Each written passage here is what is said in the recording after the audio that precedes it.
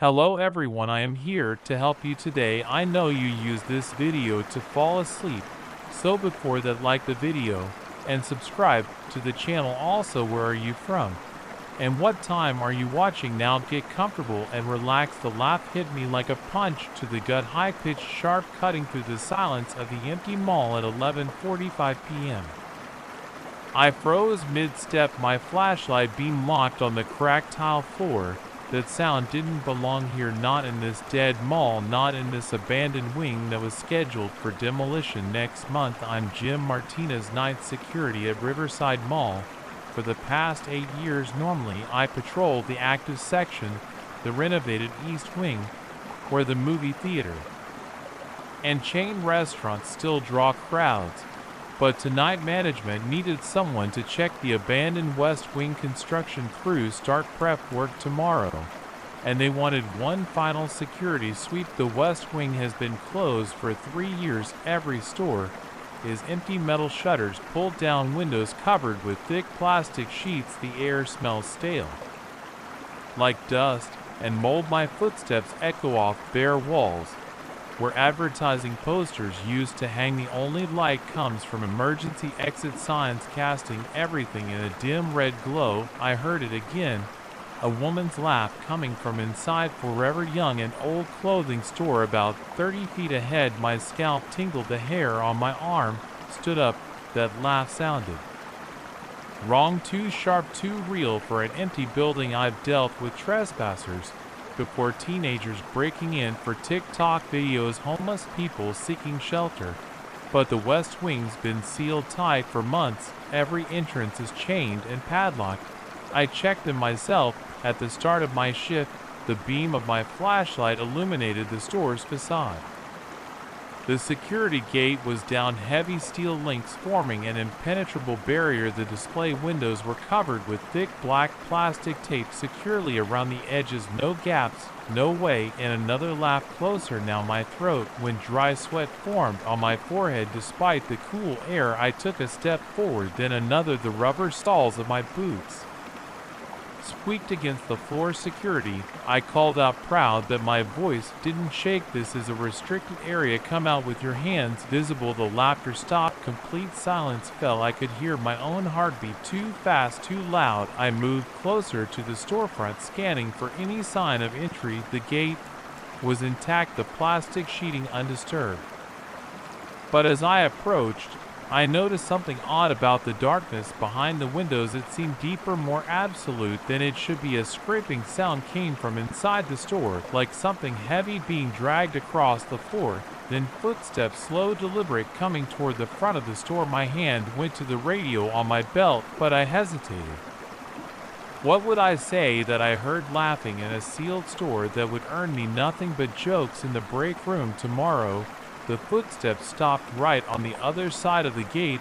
I raised my flashlight, trying to peer through the small gaps between the metal links. This is your final warning, I said. Identify yourself. A soft thud against the gate made me jump back, then another and another, like someone tapping their fingers one by one against the metal. The laughter started again, not sharp this time, low, gurgling. Wrong. I backed away, fumbling for my radio. Static crackled as I keyed the mic control. This is Martinez in the West Wing. I have a possible.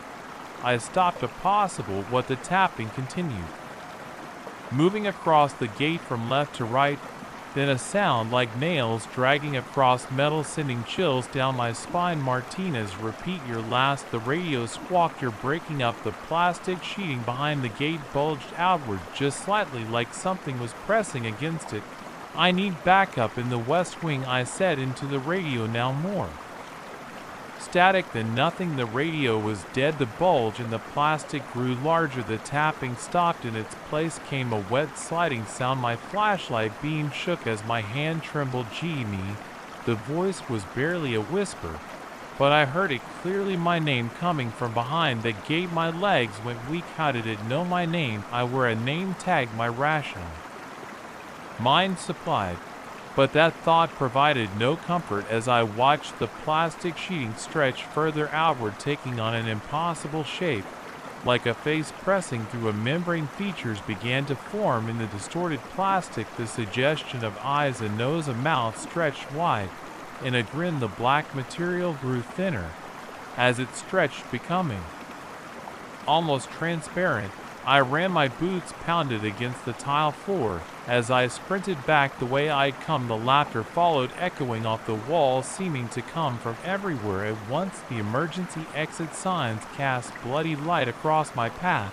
I rounded a corner and slammed into a bench, pain shooting through my hip. The flashlight flew from my hand, clattering across the floor. Its beam spun crazily before going dark. Cursing, I pushed myself up. The laughter was closer now, and footsteps, running footsteps, far too fast, coming up behind me. The exit door stood at the end of the corridor, its sign burning red in the darkness.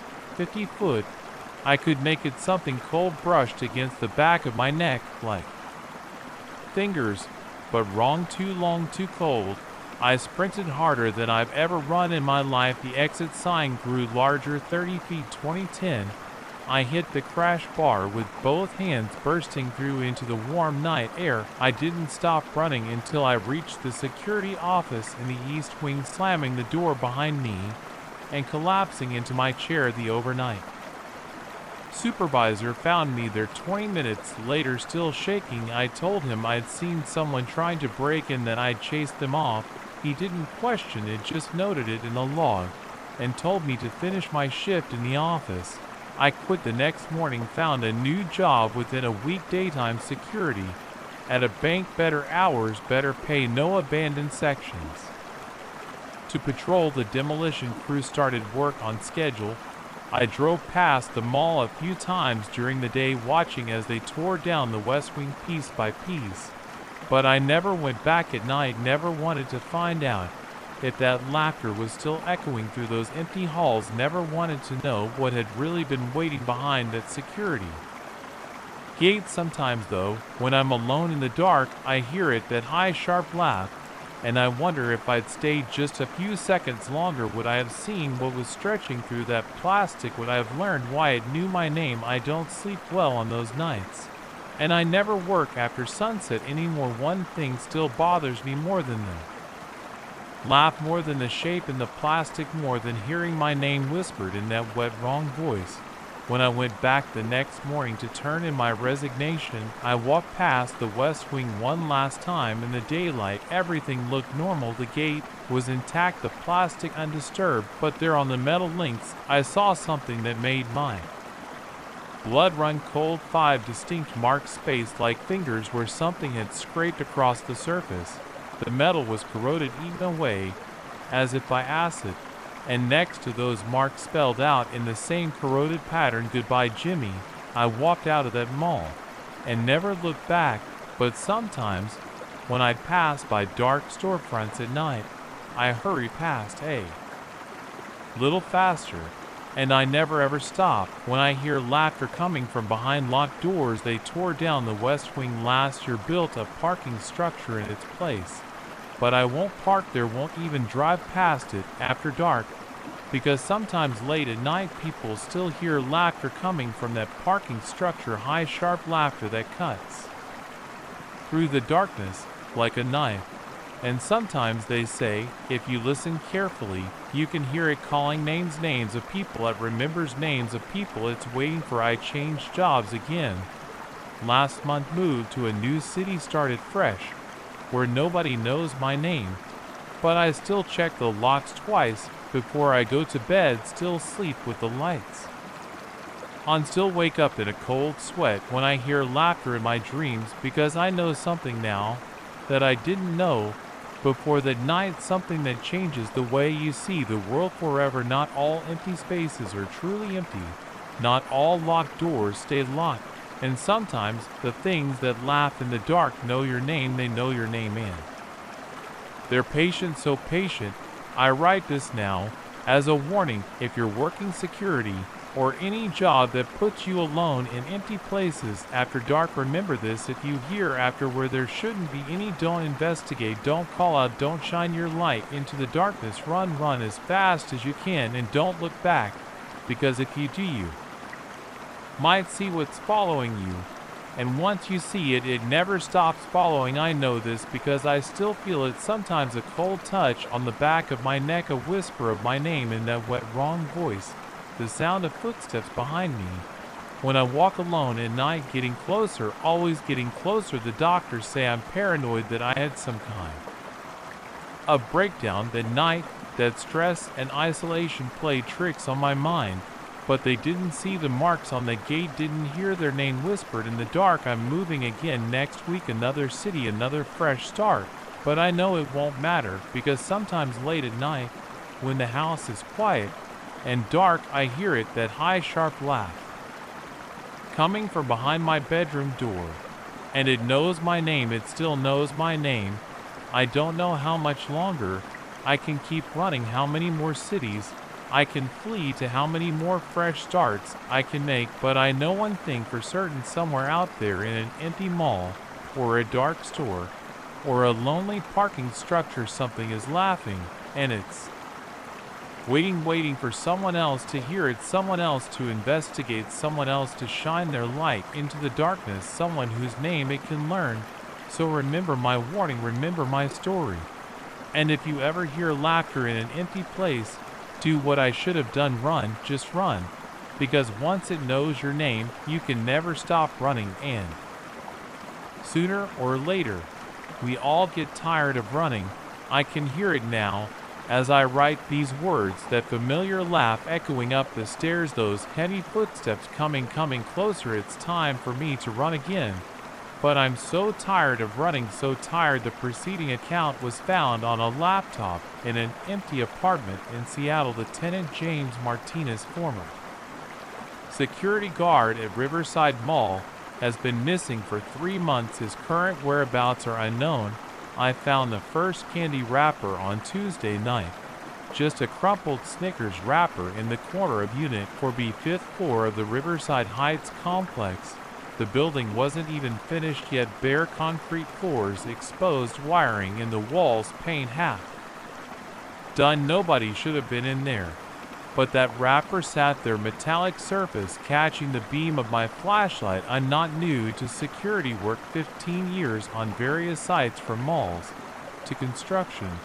When Riverside Heights hired me 3 months ago to watch their luxury apartment complex during the final phase of construction, I figured it would be an easy gig. Walk the floors, check the doors, make sure no teenagers were sneaking in to smoke or spray paint the walls. Simple. The wrapper bothered me more than it should have. Construction crews had finished that section last week. The cleaning team went through on Friday.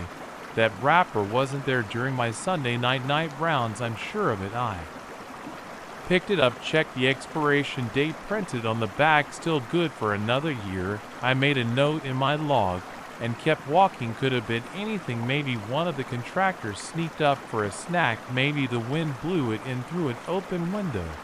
But something about it felt wrong. Wednesday night, 2 more wrappers in 4B plus an empty bag of chips. This time they were underneath the plastic sheet covering the new kitchen countertops. Someone had been there moving things around. The plastic was draped different than before. I called my supervisor. Marked anyone authorized to be in 4B after hours negative.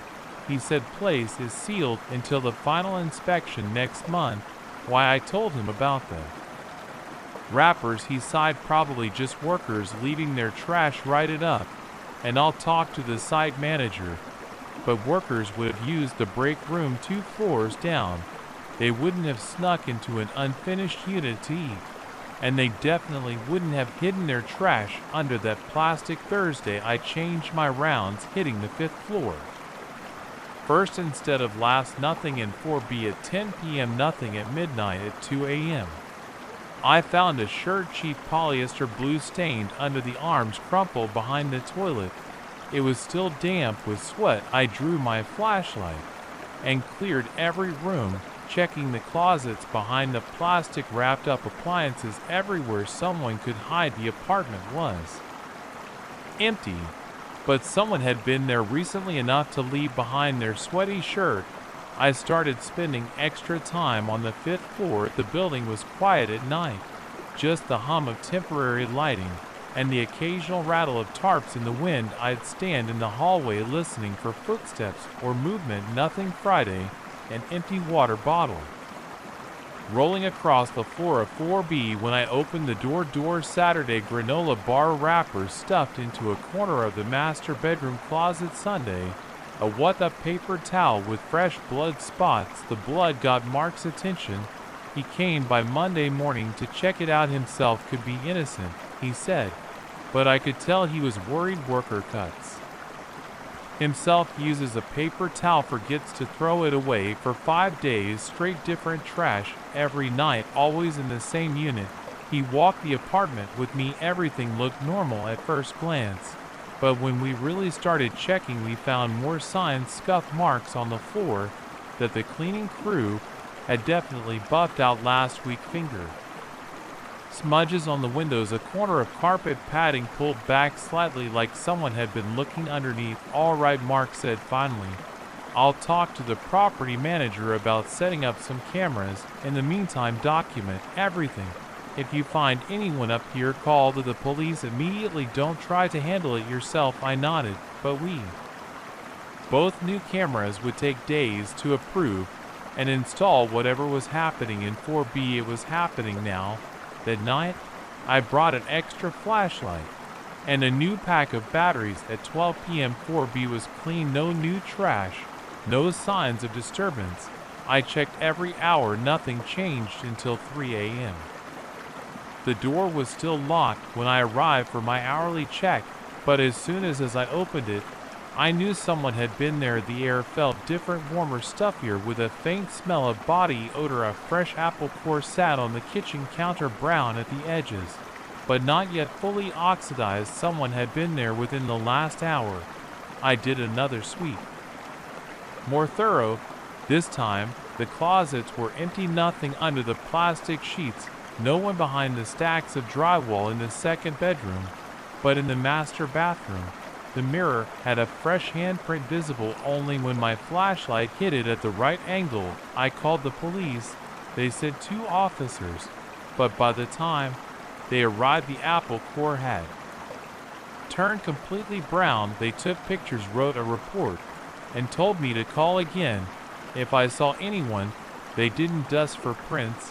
The next week was more of the same. Every night more evidence would appear between my rounds: food wrappers, water bottles, once a used Band-Aid with fresh blood, but never any sign of how they were getting in or out. I checked the windows, all locked, and we were 5 stories up anyway. The door showed no signs of tampering. The only other entrance was the fire escape, but I had a clear view of that from my security station. No one had used it. I started varying my rounds, changing the timing, doubling back. Unexpectedly, nothing. I'd find fresh signs that someone had been there, but never caught them in the ACT mark, and installed motion sensors on Thursday, basic ones that would send an alert to my phone.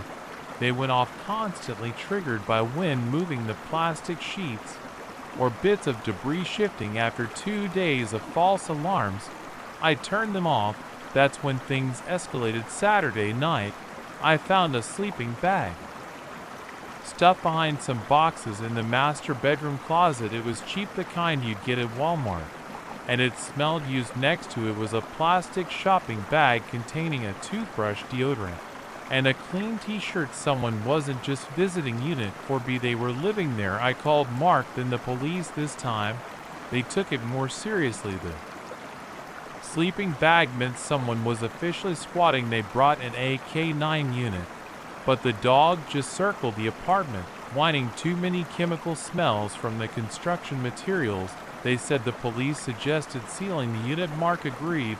They changed the locks, put tamper-evident tape across the door frame, and installed a real motion sensor. A good one connected directly to the police department. 3 days passed, no alerts, no signs of entry. The tamper tape remained intact.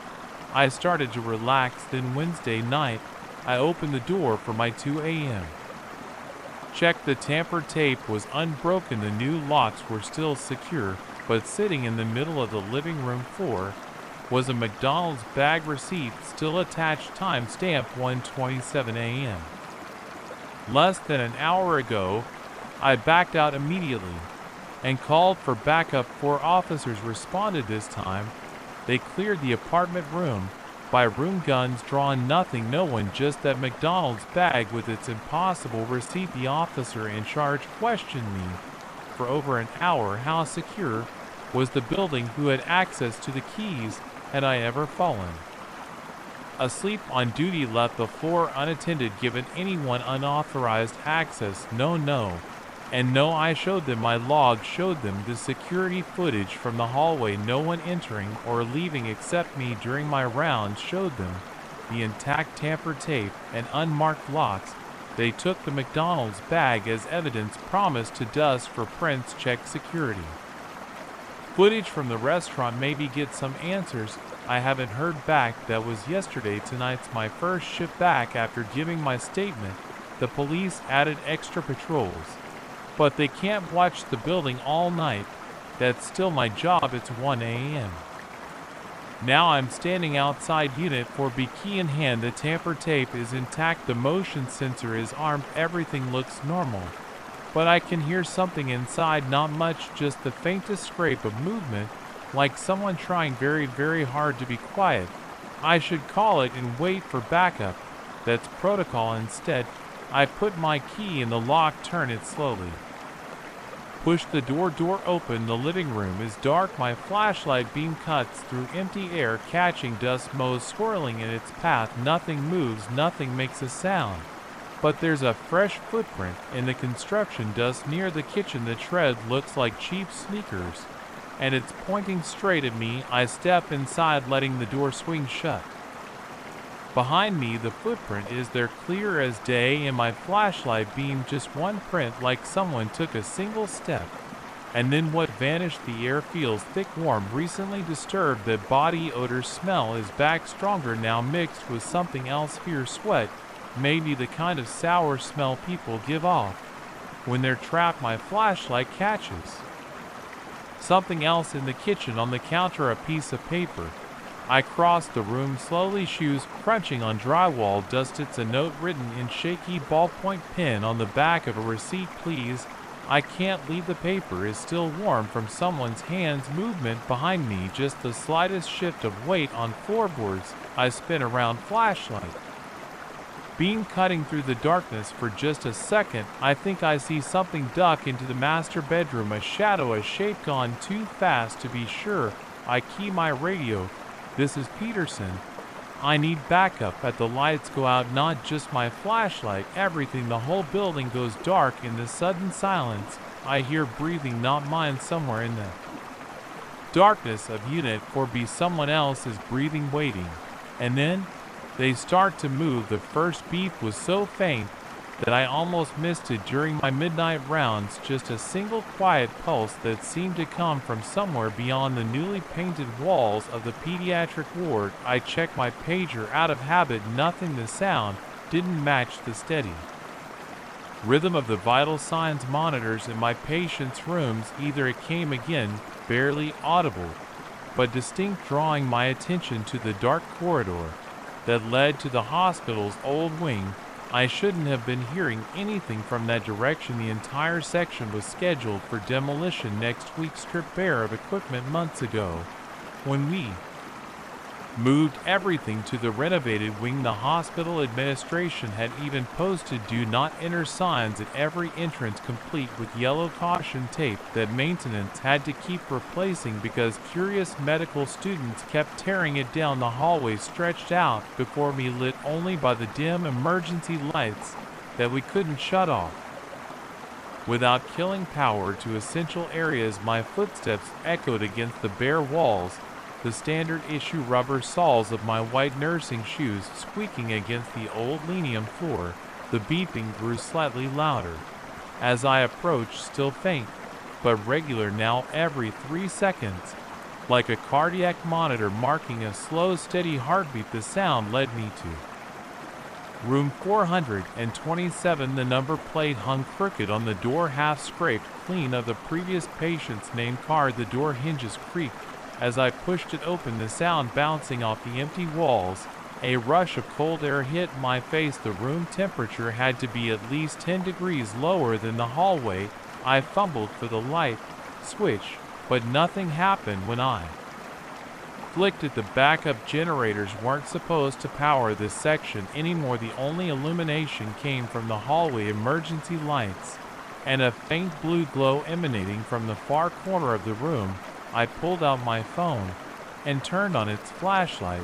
The beam revealed bare walls stripped of their wallpaper, exposed electrical outlets and marks on the floor where a hospital bed had once stood, but in the corner and possibly sat a fully functional patient monitoring system. The screen displayed clear vital signs: heart rate 42 BPM, blood pressure 9,060, oxygen saturation 98%. The leads and sensors hung loose, not connected to any patient, yet the numbers kept updating in real time. I approached the monitor, my shoes crunching on bits of fallen plaster. The equipment looked brand new, not like the older models we cleared out during the renovation. The manufacturer's label showed a production date from 3 months ago.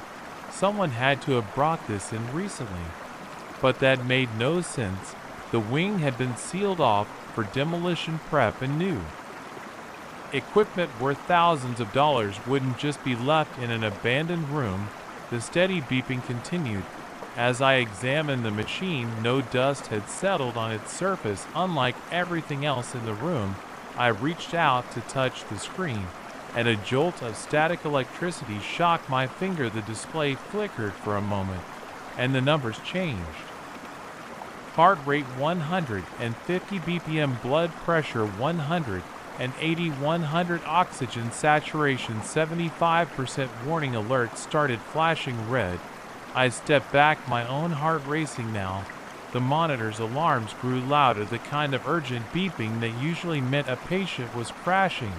But there was no patient, just empty air where a bed should have been. My phone's flashlight beam caught something moving in the corner of my eye. I spun around, but the room remained empty. The shadows seemed to shift and dance along the walls cast by the flashing red warning lights from the monitor. The temperature dropped even further.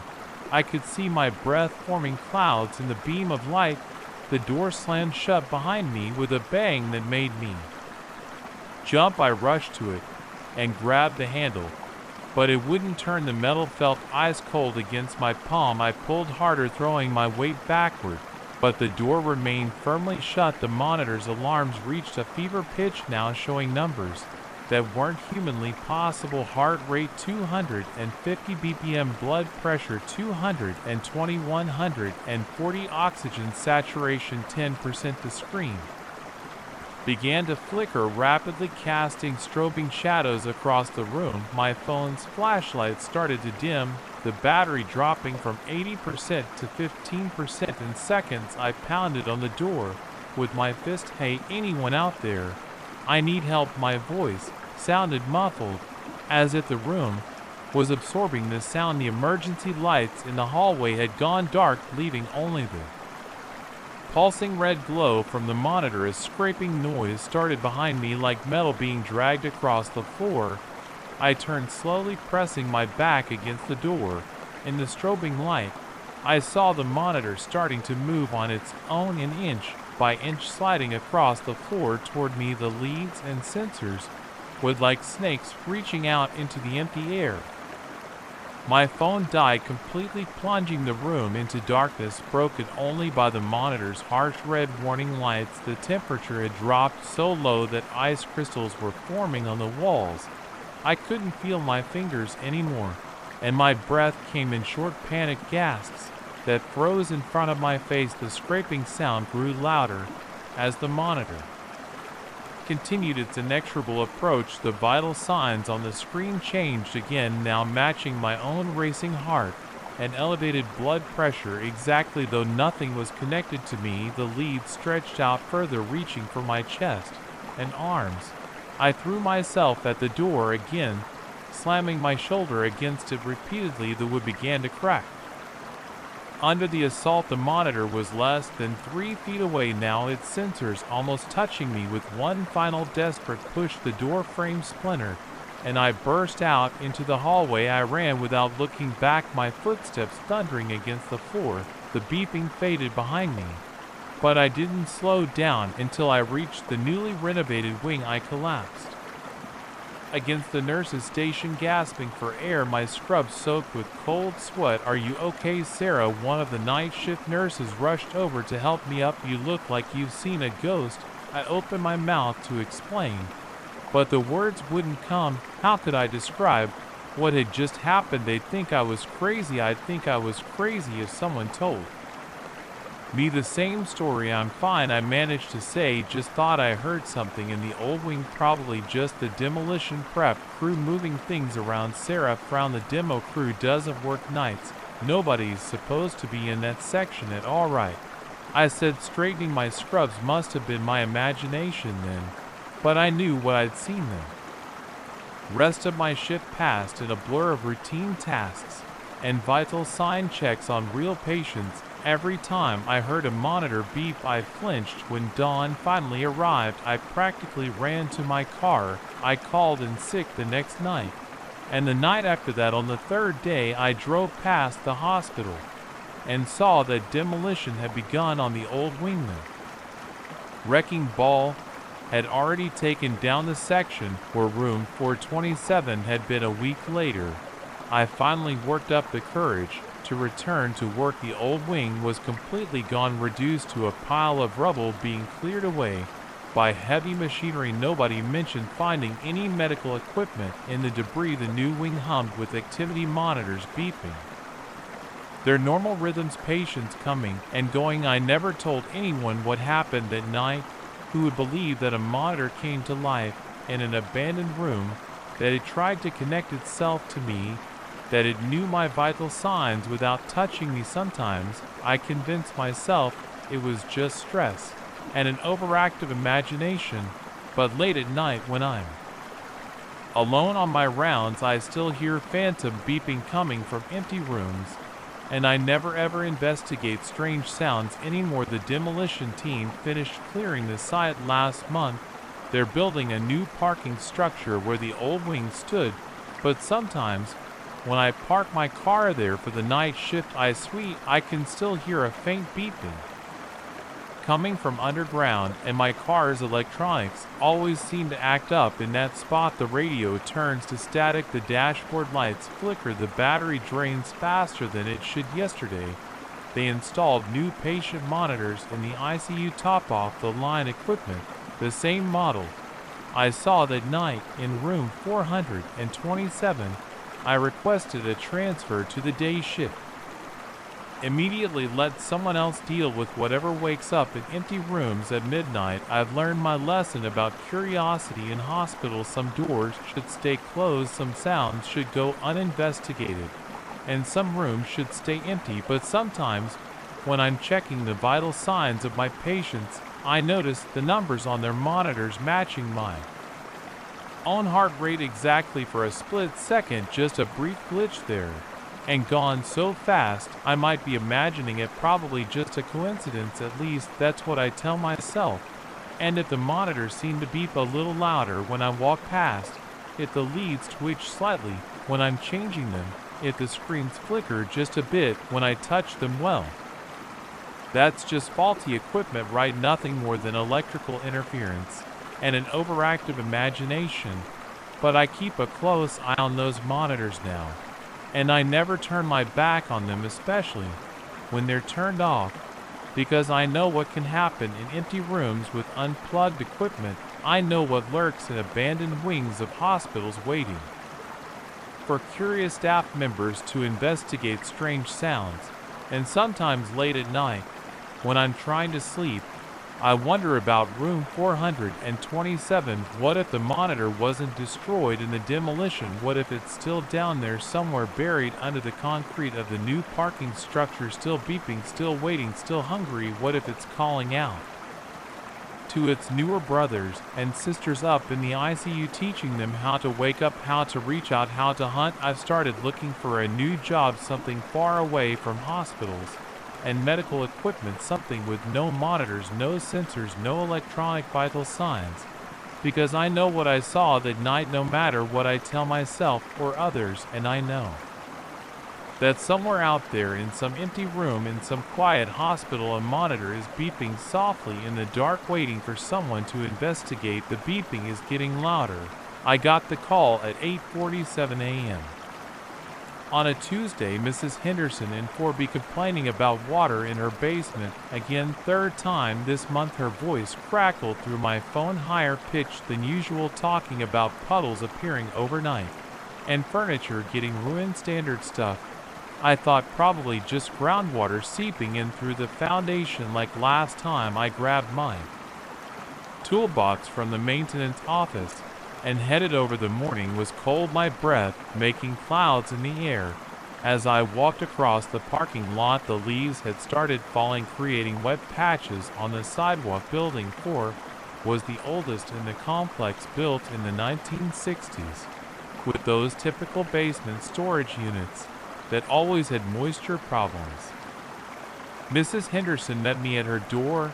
She was still in her bathrobe, hair uncombed, fingers gripping her coffee mug too tight. Her hand shook as she led me to the basement stairs. It's worse than before, she said, and something's not right down there. The furniture, I didn't move it, but it's all wrong. I flipped the light switch at the top of the stairs. The fluorescent tubes flickered 3 times before staying on, casting that harsh white light that makes everything look worse than it is. The air coming up from below felt colder than it should have, even for a basement in October. The steps creaked under my work boots as I went down. First thing I noticed was the smell, not the usual musty basement odor, but something sharper, like pond water mixed with rust. The concrete floor at the bottom of the stairs was dry, but I could hear water dripping somewhere deeper in. Mrs. Henderson's storage unit was in the back corner. As I walked toward it, my footsteps echoed differently than they should have. The sound bounced wrong off the walls, like the space was bigger than I knew it was. I'd been down here hundreds of times, but something felt off about the dim ions. I reached her storage cage and stopped. The padlock was still secure, but inside nothing was where it should have been. The old armchair she kept covered in plastic was balanced on top of 3 stacked boxes, leaning at an angle that defied gravity. Her wooden bookshelf had been turned upside down, but the books were still on the shelves, like someone had flipped it, while everything was glued in place. See what I mean? Mrs. Henderson's voice made me jump. I had heard her follow me down. I didn't touch any of it. It was normal yesterday. I swear I pulled out my flashlight and shined it into the corners of the cage. That's when I saw the first puddle. It was perfectly round, about 2 feet across, sitting in the middle of the concrete floor.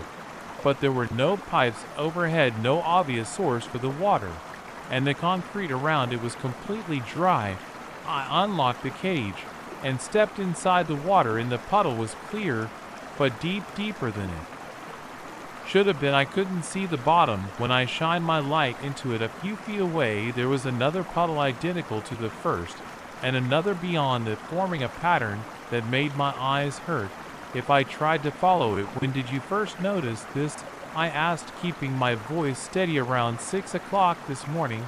I came down to get some winter clothes, and she hugged herself, the coffee mug pressed against her chest. The first furniture was like this, and there was just one puddle then, but they keep appearing. I've been watching every hour or so. There's a new one. I crouched down next to the nearest puddle and reached out with my voltage tester just to be safe. No reading. I touched the water with my finger. It was ice cold, but more than that, it felt heavy somehow, like mercury instead of water. When I pulled my finger back, it left no wet mark on my skin. The dripping sound was loud now, but I still couldn't locate the source. It seemed to come from all directions at once, like the walls themselves were weeping. I stood up and studied the furniture again. Physics said that armchair should have toppled over, but it stayed perfectly still, balanced on its impossible perch. I need to check the other storage units. I said, see if anyone else is having issues. I tried the next cage over. The lock clicked open easily, too easily. Since I hadn't used my keys, inside the space was empty except for a single wooden chair. It sat in the center of the unit facing the back wall. I was certain this unit belonged to Mr. Grayson in 4A, and it had been full of boxes last week. When he moved and the dripping got louder, a new puddle formed at my feet, the water seeming to seep up through solid concrete. The surface tensed and bulged upward for a moment, like something was trying to push through from below. Mrs. Henderson, I said, I want you to go back upstairs, call the building manager, and tell him we need a plumber. Actually, call several plumbers. I'll stay down here. And I turned around. She was gone. The basement stairs ended in a blank wall where the door should have been. The fluorescent lights flickered in the momentary darkness. I heard something splash in one of the puddles. When the lights came back on, the chair in Mr. Grayson's unit had turned to face me. Water dripped from its wooden seat, but the drops fell upward, vanishing into the ceiling. I backed away, moving toward where I knew the stairs had to be. My flashlight beam caught movement in Mrs. Henderson's storage cage. The armchair had shifted slightly, adjusting its balance on the boxes. As I watched, one of the books in the upside-down bookshelf slid out and hung suspended in the air. The temperature dropped. My breath came out in thick white clouds. Now ice crystals formed along the edges of the puddles, but the water inside stayed liquid, swirling with slow, deliberate patterns. The dripping sound had become a rhythm, like a heartbeat heard through a wall. I reached the place where the stairs should have been and pressed my hands against the concrete. It felt soft, almost organic. My fingers left indentations that slowly filled with water. The wall pulsed under my touch. A loud crack echoed through the basement. I spun around. The storage cages had begun to fold in on themselves, metal bars bending at impossible angles. Water poured from every joint and seam, but instead of falling, it flowed sideways and upward, creating geometric patterns in the air. The armchair and Mrs. Henderson's unit finally moved. It rose from its perch on the boxes, floating like a leaf in an invisible current. The plastic cover rippled and fell away, revealing upholstery that writhed like living tissue. It turned slowly until it faced me, and I saw that the pattern on the fabric had changed. It now showed dozens of tiny faces, all with their mouths open in silent screams. My flashlight flickered and died. The fluorescent lights followed, plunging the basement into total darkness. In that moment, I heard something large moving through the water. The splashing came from all directions surrounding me, then a sound like wooden joints creaking, and the soft scrape of furniture being dragged across concrete. I fumbled for my phone, hands shaking so badly I almost dropped it. The screen lit up, casting a weak blue glow that reached maybe 3 feet in front of me. In that small circle of light, I saw that the floor had changed. The concrete had taken on the texture of skin, rising and falling with slow breaths. The scraping sounds got closer. My phone's light caught the edge of something moving. A chair leg, a table corner, the edge of a bookshelf. The furniture was closing and forming a circle around me. Water flowed up the walls and across the ceiling, connecting in patterns that hurt my eyes to look at. I backed up until I hit the wall where the stairs should have been. My phone screen started to flicker in the strobing light.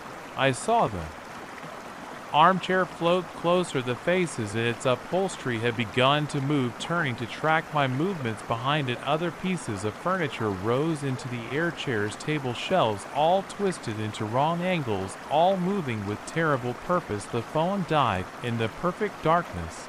I felt something cold and wet touch my shoulder.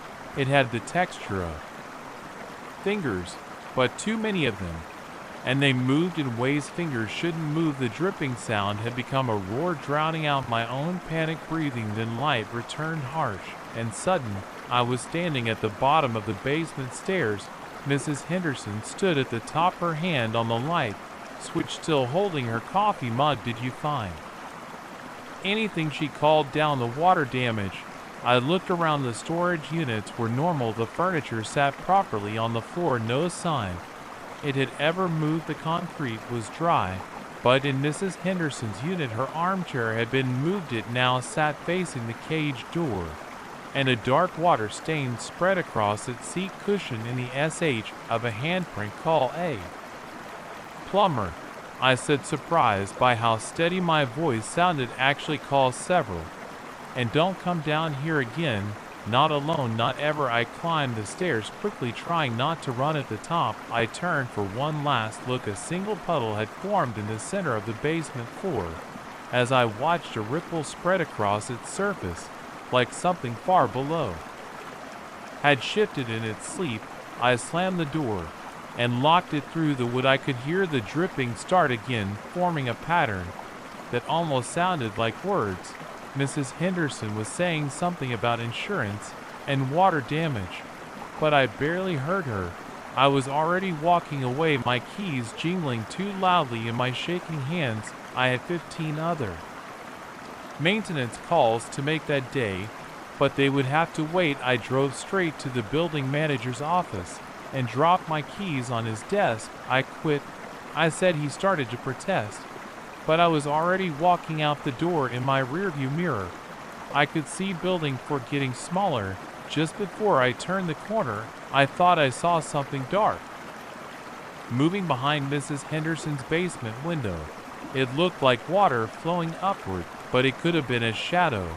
I never went back to check. 3 days later, I read in the local paper that Building 4 had been evacuated due to structural concerns. The article mentioned unusual water damage in the basement and unexplained phenomena that engineers couldn't account for. Mrs. Henderson was quoted about furniture moving on its own and strange sounds coming from below. They ended up demolishing the building. The crew that tore it down quit halfway through, claiming their equipment kept malfunctioning, and they found puddles of water in sealed rooms. The basement they filled with concrete, pouring it until it overflowed, using twice as much as the space should have been able to hold. Sometimes I drive past that lot late at night. It's empty now, just a flat expanse of concrete with warning signs and chain link fence around it. But after it rains, puddles form on the surface, perfect circles of water arranged in patterns that don't match the way water should flow. I don't slow down when I pass by. I don't look too closely at those puddles, and I definitely don't stop to listen on quiet nights when the only sound is water dripping in places where there shouldn't be any water at all. I've taken other maintenance jobs since then, but I always check my contract carefully now, and I never ever take calls about water in the basement. The first time I saw it, I told myself it was just exhaustion playing tricks on my mind. Working nights at a construction site 50 miles from nowhere does that to you, but I can't explain away what happened after that. Not the footprints, not the missing tools, not any of it. I've been doing night security at construction sites for 15 years, usually in the city, where the biggest problems are teenagers trying to steal copper wire or homeless people looking for shelter.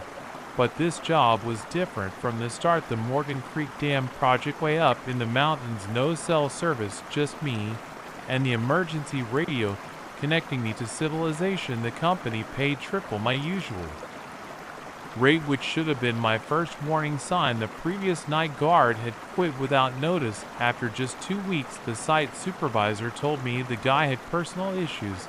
I didn't ask questions. Money's money. The first week was normal enough. I'd arrive at 6:00 p.m., check in with the day crew as they left, then start my rounds. The site was huge, a half-finished dam stretching across the valley. Temporary offices, equipment yards, and material storage areas spread out over 20 acres. The portable light towers created islands of harsh white light, leaving deep shadows between them. The rest was darkness and wilderness. I had my routine walk the perimeter every 2 hours, check the equipment yard, monitor the security cameras in the main office, make sure none of the machines had been left running simple stuff that changed on my 8th night. I was doing my 2 a.m. round when I saw it, a figure standing motionless at the edge of the light from Tower 3 near the eastern equipment yard, tall, maybe 6.5 feet too far away to make out details, just a dark shape against the darkness. I reached for my flashlight. Hey, this is private property. The figure didn't move, didn't react at all. I started walking toward it, my boots crunching on the gravel. I'm armed. Security, you need to leave now. I wasn't actually armed, company policy, but they didn't need to know that. 20 yards away now, still no movement. The hair on my neck stood up. Something wasn't right about the way it was standing, too still like a statue. Last warning, I'm calling the police. 15. Why, close enough to see it better in the light tower's glare. The figure was wearing dark clothes, heavy boots, a worker's hard hat. 10 yards, my heart was pounding now. The figure's proportions were wrong somehow. Arms too long, neck at an odd angle. 5 yards. I raised my flashlight beam to its face. There was no face. I froze. The beam of light passed through empty air where the figure had been standing a second before, just empty space and the night beyond the light tower's reach. I spun around, sweeping the flashlight in all directions. Nothing, no sound of footsteps, no movement in the shadows. Just the constant hum of the generators powering the lights. My hands were shaking as I keyed the radio. BS, this is Reynolds. Anyone else supposed to be on site tonight? Static. Then the dispatcher's voice. Negative, Reynolds, just you out there. Everything okay? I hesitated. Yeah, just thought I saw something. Probably nothing. I finished my checking every shadow twice. Found nothing unusual by sunrise. I had almost convinced myself it had been a trick of light and fatigue. Then I went to sign out in the main office and saw the mud footprints, big ones, leading from the eastern equipment yard to the office door. The mud was still wet, which made no sense. It hadn't rained in over a week. I followed them inside. They went straight to the tool storage room. The door was locked, just as I had left it during my rounds.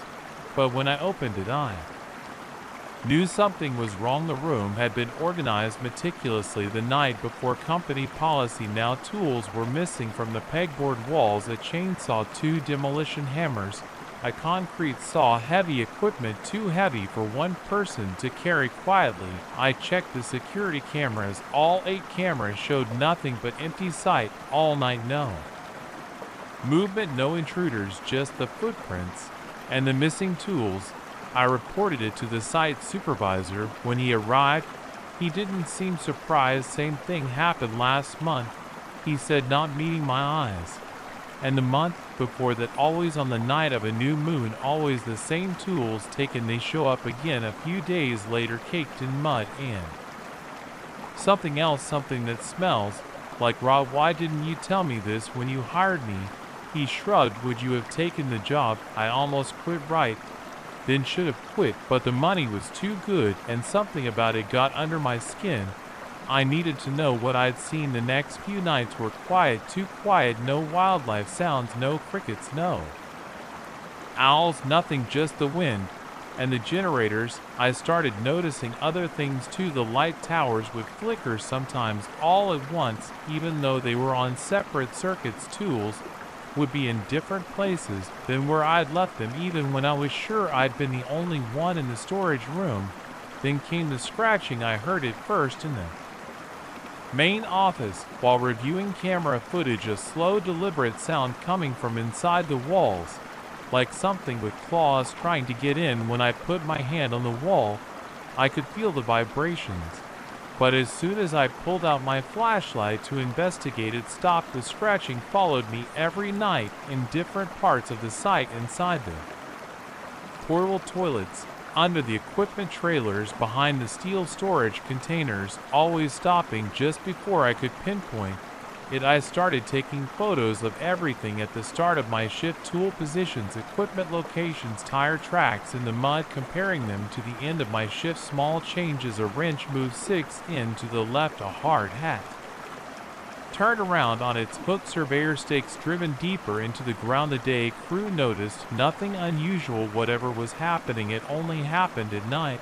A week after I saw the figure, I found the first message scratched into the paint on the office door in crude jagged letters. Get out. The site supervisor painted over it before the day crew arrived. Didn't even ask about it, just another thing they were trying to hide. 2 nights later, I found another message, this time carved into the wooden handle of a shovel. We were here first. I started researching the site's history. The dam project had been delayed for years by environmental protests and legal challenges. Before that, it had been pristine wilderness.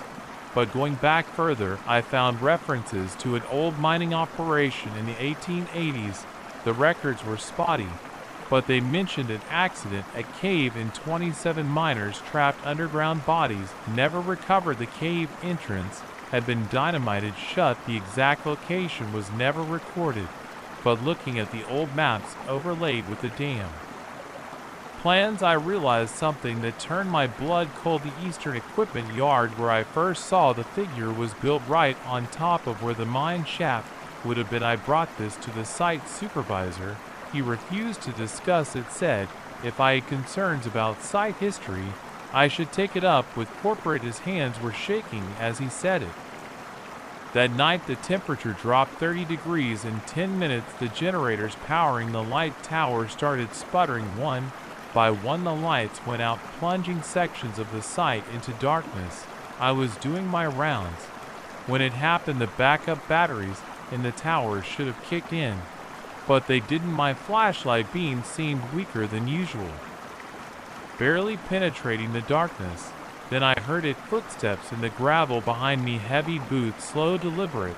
I spun around, nothing there, but the footsteps continued circling me, getting closer. The beam of my flashlight caught movement, multiple figures emerging from the shadows, 6, 7, 8 of them, all wearing old-style mining clothes, all too tall, limbs too long, all wearing hard hats that covered their faces in shadow. They formed a circle around me just at the edge of my light's reach, not moving, not breathing, just standing there with their heads tilted at impossible angles. My radio crackled to life. Through the static, I heard voices, multiple voices speaking in unison. This is our place, our tools, our ground. The deep dark below belongs to us. The static grew louder, drowning out everything else. My flashlight flickered and died in the darkness. I heard movement, the crunch of many boots on gravel getting closer. I ran blind in the darkness, stumbling over equipment and materials behind me. The footsteps kept pace, never getting closer, never falling behind, just steadily following. I made it to the main office, slammed the door, locked it, grabbed the backup flashlight from my desk. In its beam, I saw them standing outside every window, still not moving, still silent, their hard hats now tipped back, revealing faces that were nothing but black holes with teeth. The scratching started again.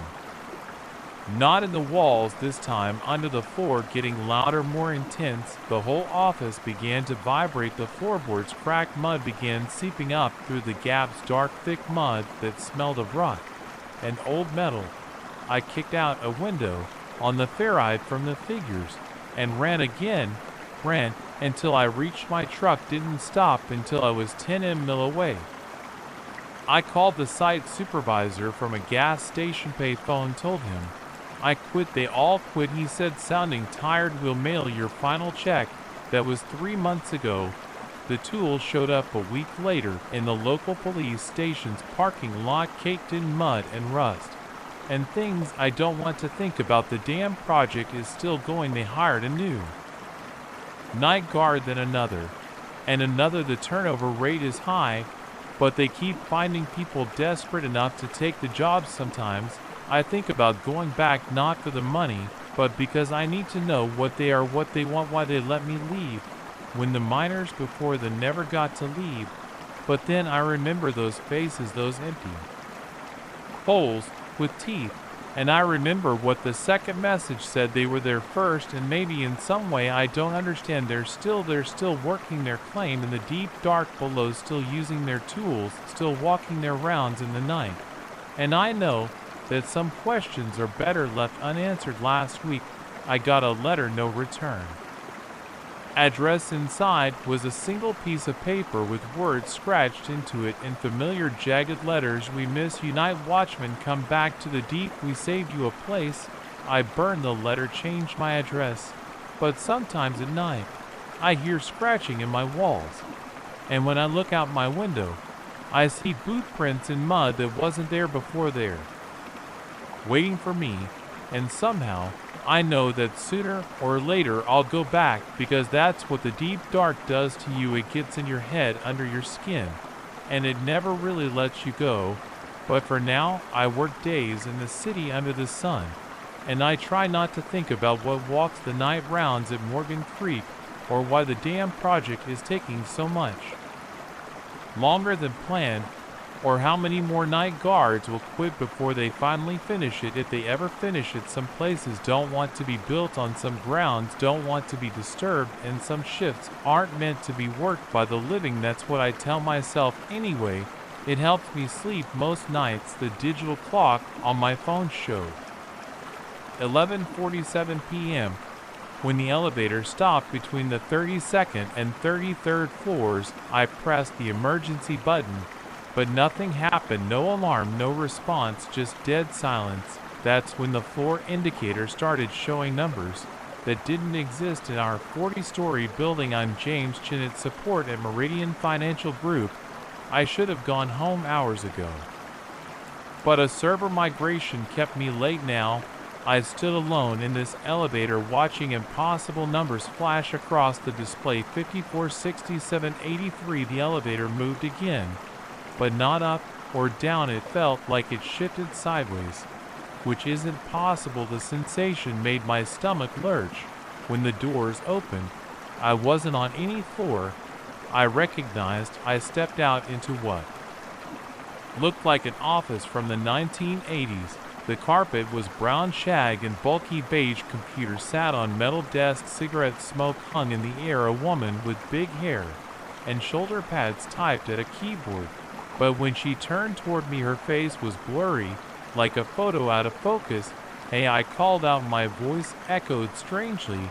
The woman didn't respond. She kept typing on a computer that showed green text on a black screen. The elevator dinged behind me. I jumped back inside.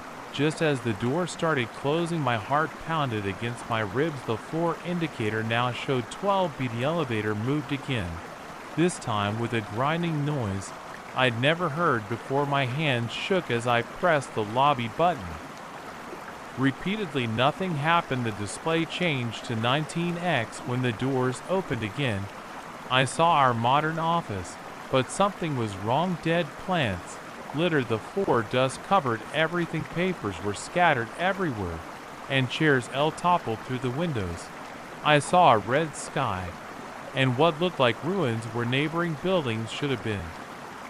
The air felt hot and stale. A sound came from down the hall, shuffling footsteps. I hit the closed door button hard enough to hurt my finger. The door shut just as something rounded the corner, something that walked like a person but wasn't shaped quite right. My breathing came in sharp gasps. Sweat ran down my back. The elevator moved again, and the display showed symbols I didn't recognize. The next floor looked like our office from last week. I saw myself sitting at my desk working late. The other me didn't look up when I called out. I watched myself check my phone, sigh, and start packing up to leave. I knew exactly when this was the night before the server migration started. I stepped fully into the office. Hey, I shouted at myself. The other me walked right past me toward the elevator. My shoulder brushed against his, and the world tilted. A spike of pain shot through my head.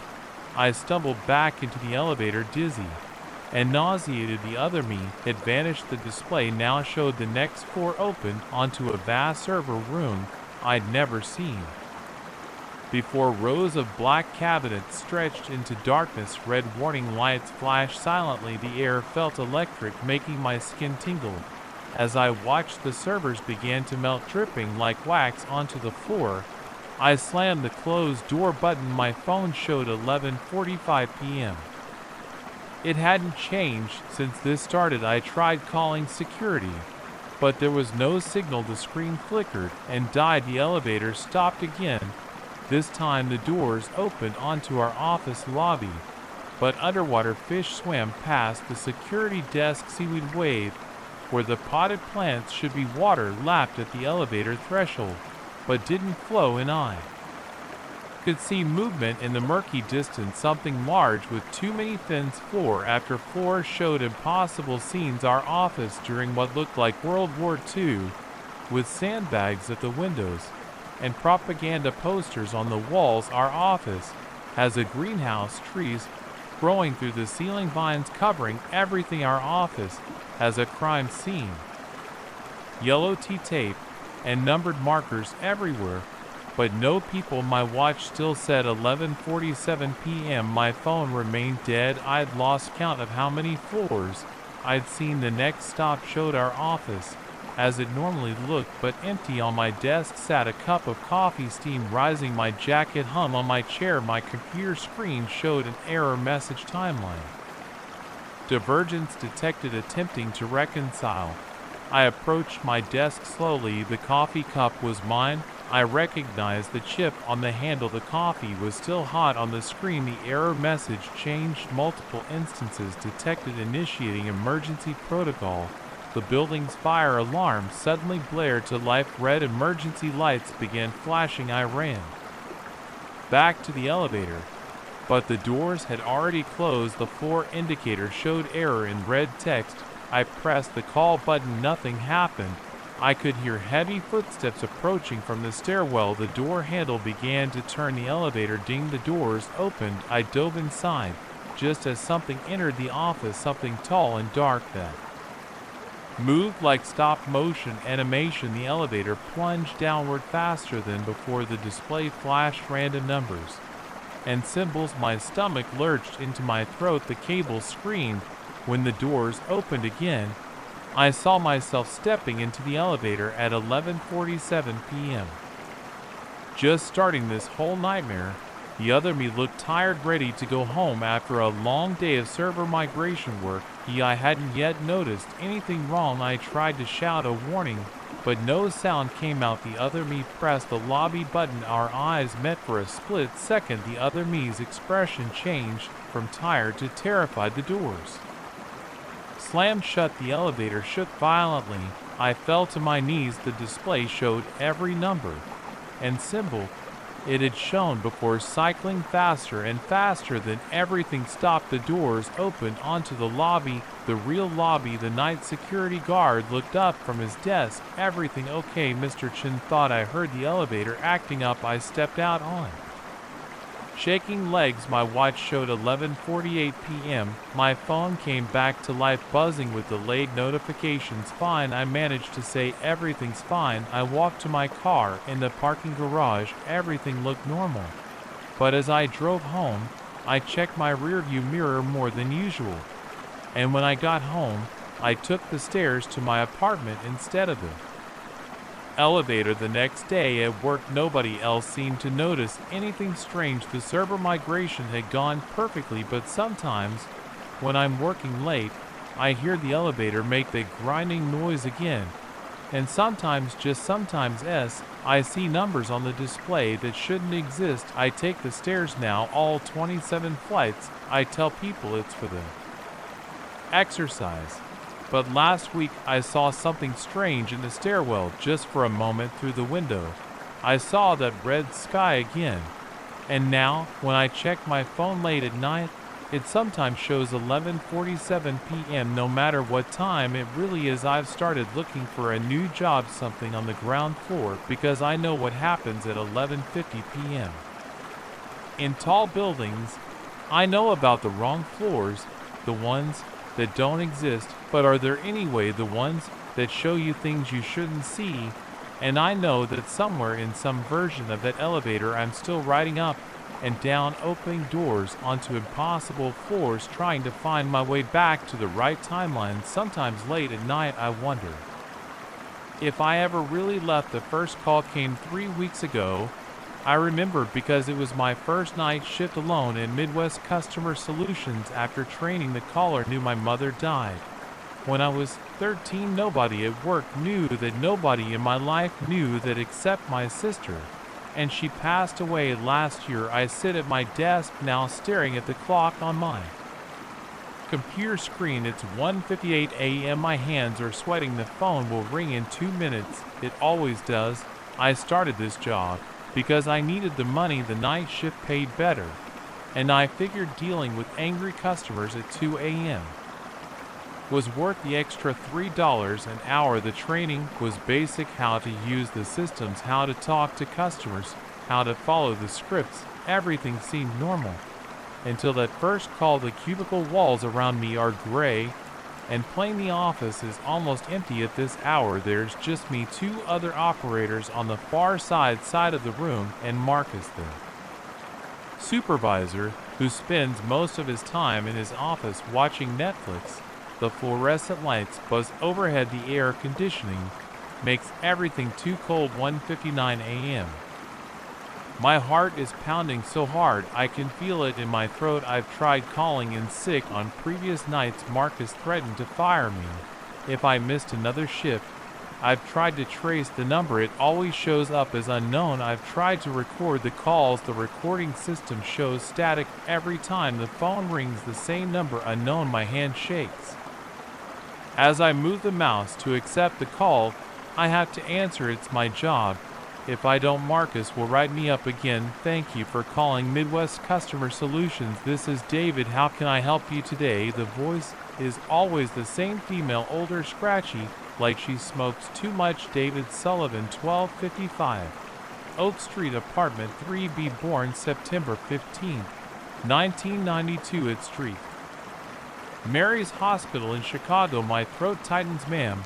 I need to know how I can assist you today. Your mother bled out in the bathtub on July 8, 2004. You found her. You were wearing a Blue Cubs t-shirt with a ketchup stain on the collar. You never told anyone about the note. She left you burned it in the backyard that night. My hands are shaking harder now. She's right about the shirt, right about the note. I never told anyone about burning it, not even the police. Who are you? You have a scar on your left knee from when you fell off your bike at age 7. You told everyone at school you got it fighting a dog, but really you were trying to impress Jessica Martinez by riding with no hands. Sweat runs down my back. The office feels colder. What do you want? You wet the bed.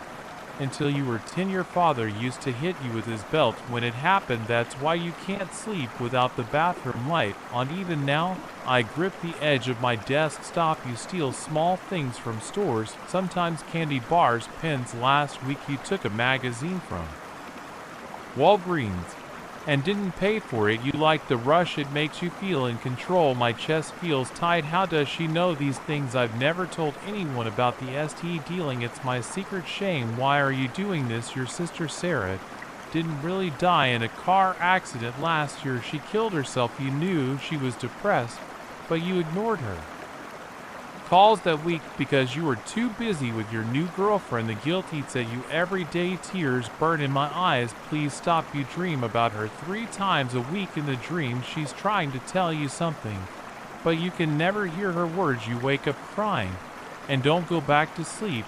I want to hang up, but every time I've tried that before, the phone just rings again and again until I listen to everything she has to say. Your girlfriend Emily is cheating on you with her coworker Mike. They meet at the Motel 6 on Reynolds Road every Thursday. During her lunch break you saw her car there last week, but told yourself it was someone else's. My stomach lurches. I did see Emily's car at that motel. I've been trying to convince myself I was wrong. You have $432.17 in your checking account right now. Your rent is due in 3 days. and you're short $200, you're thinking about asking your Aunt Linda for money, but you're too ashamed because you still haven't paid her back from last time. The accuracy of these details makes me dizzy. I checked my balance an hour ago. It was exactly that amount. At age 15, you killed your neighbor's cat by AC accident. When you were practicing driving in your dad's car, you buried it behind the garage and let everyone think it ran away. Mrs. Henderson put up missing posters for months. She cried every time she saw you. My hands are trembling so badly I can barely hold the phone. These are things I've never spoken aloud, things I've tried to forget. Stop, please. I can't. You have a mole on your lower back that's getting bigger. You're worried it might be cancer, but you can't afford to see a doctor. Sometimes you stand in front of the mirror and take pictures of it with your phone, comparing them to see if it's growing. I touch my back instinctively.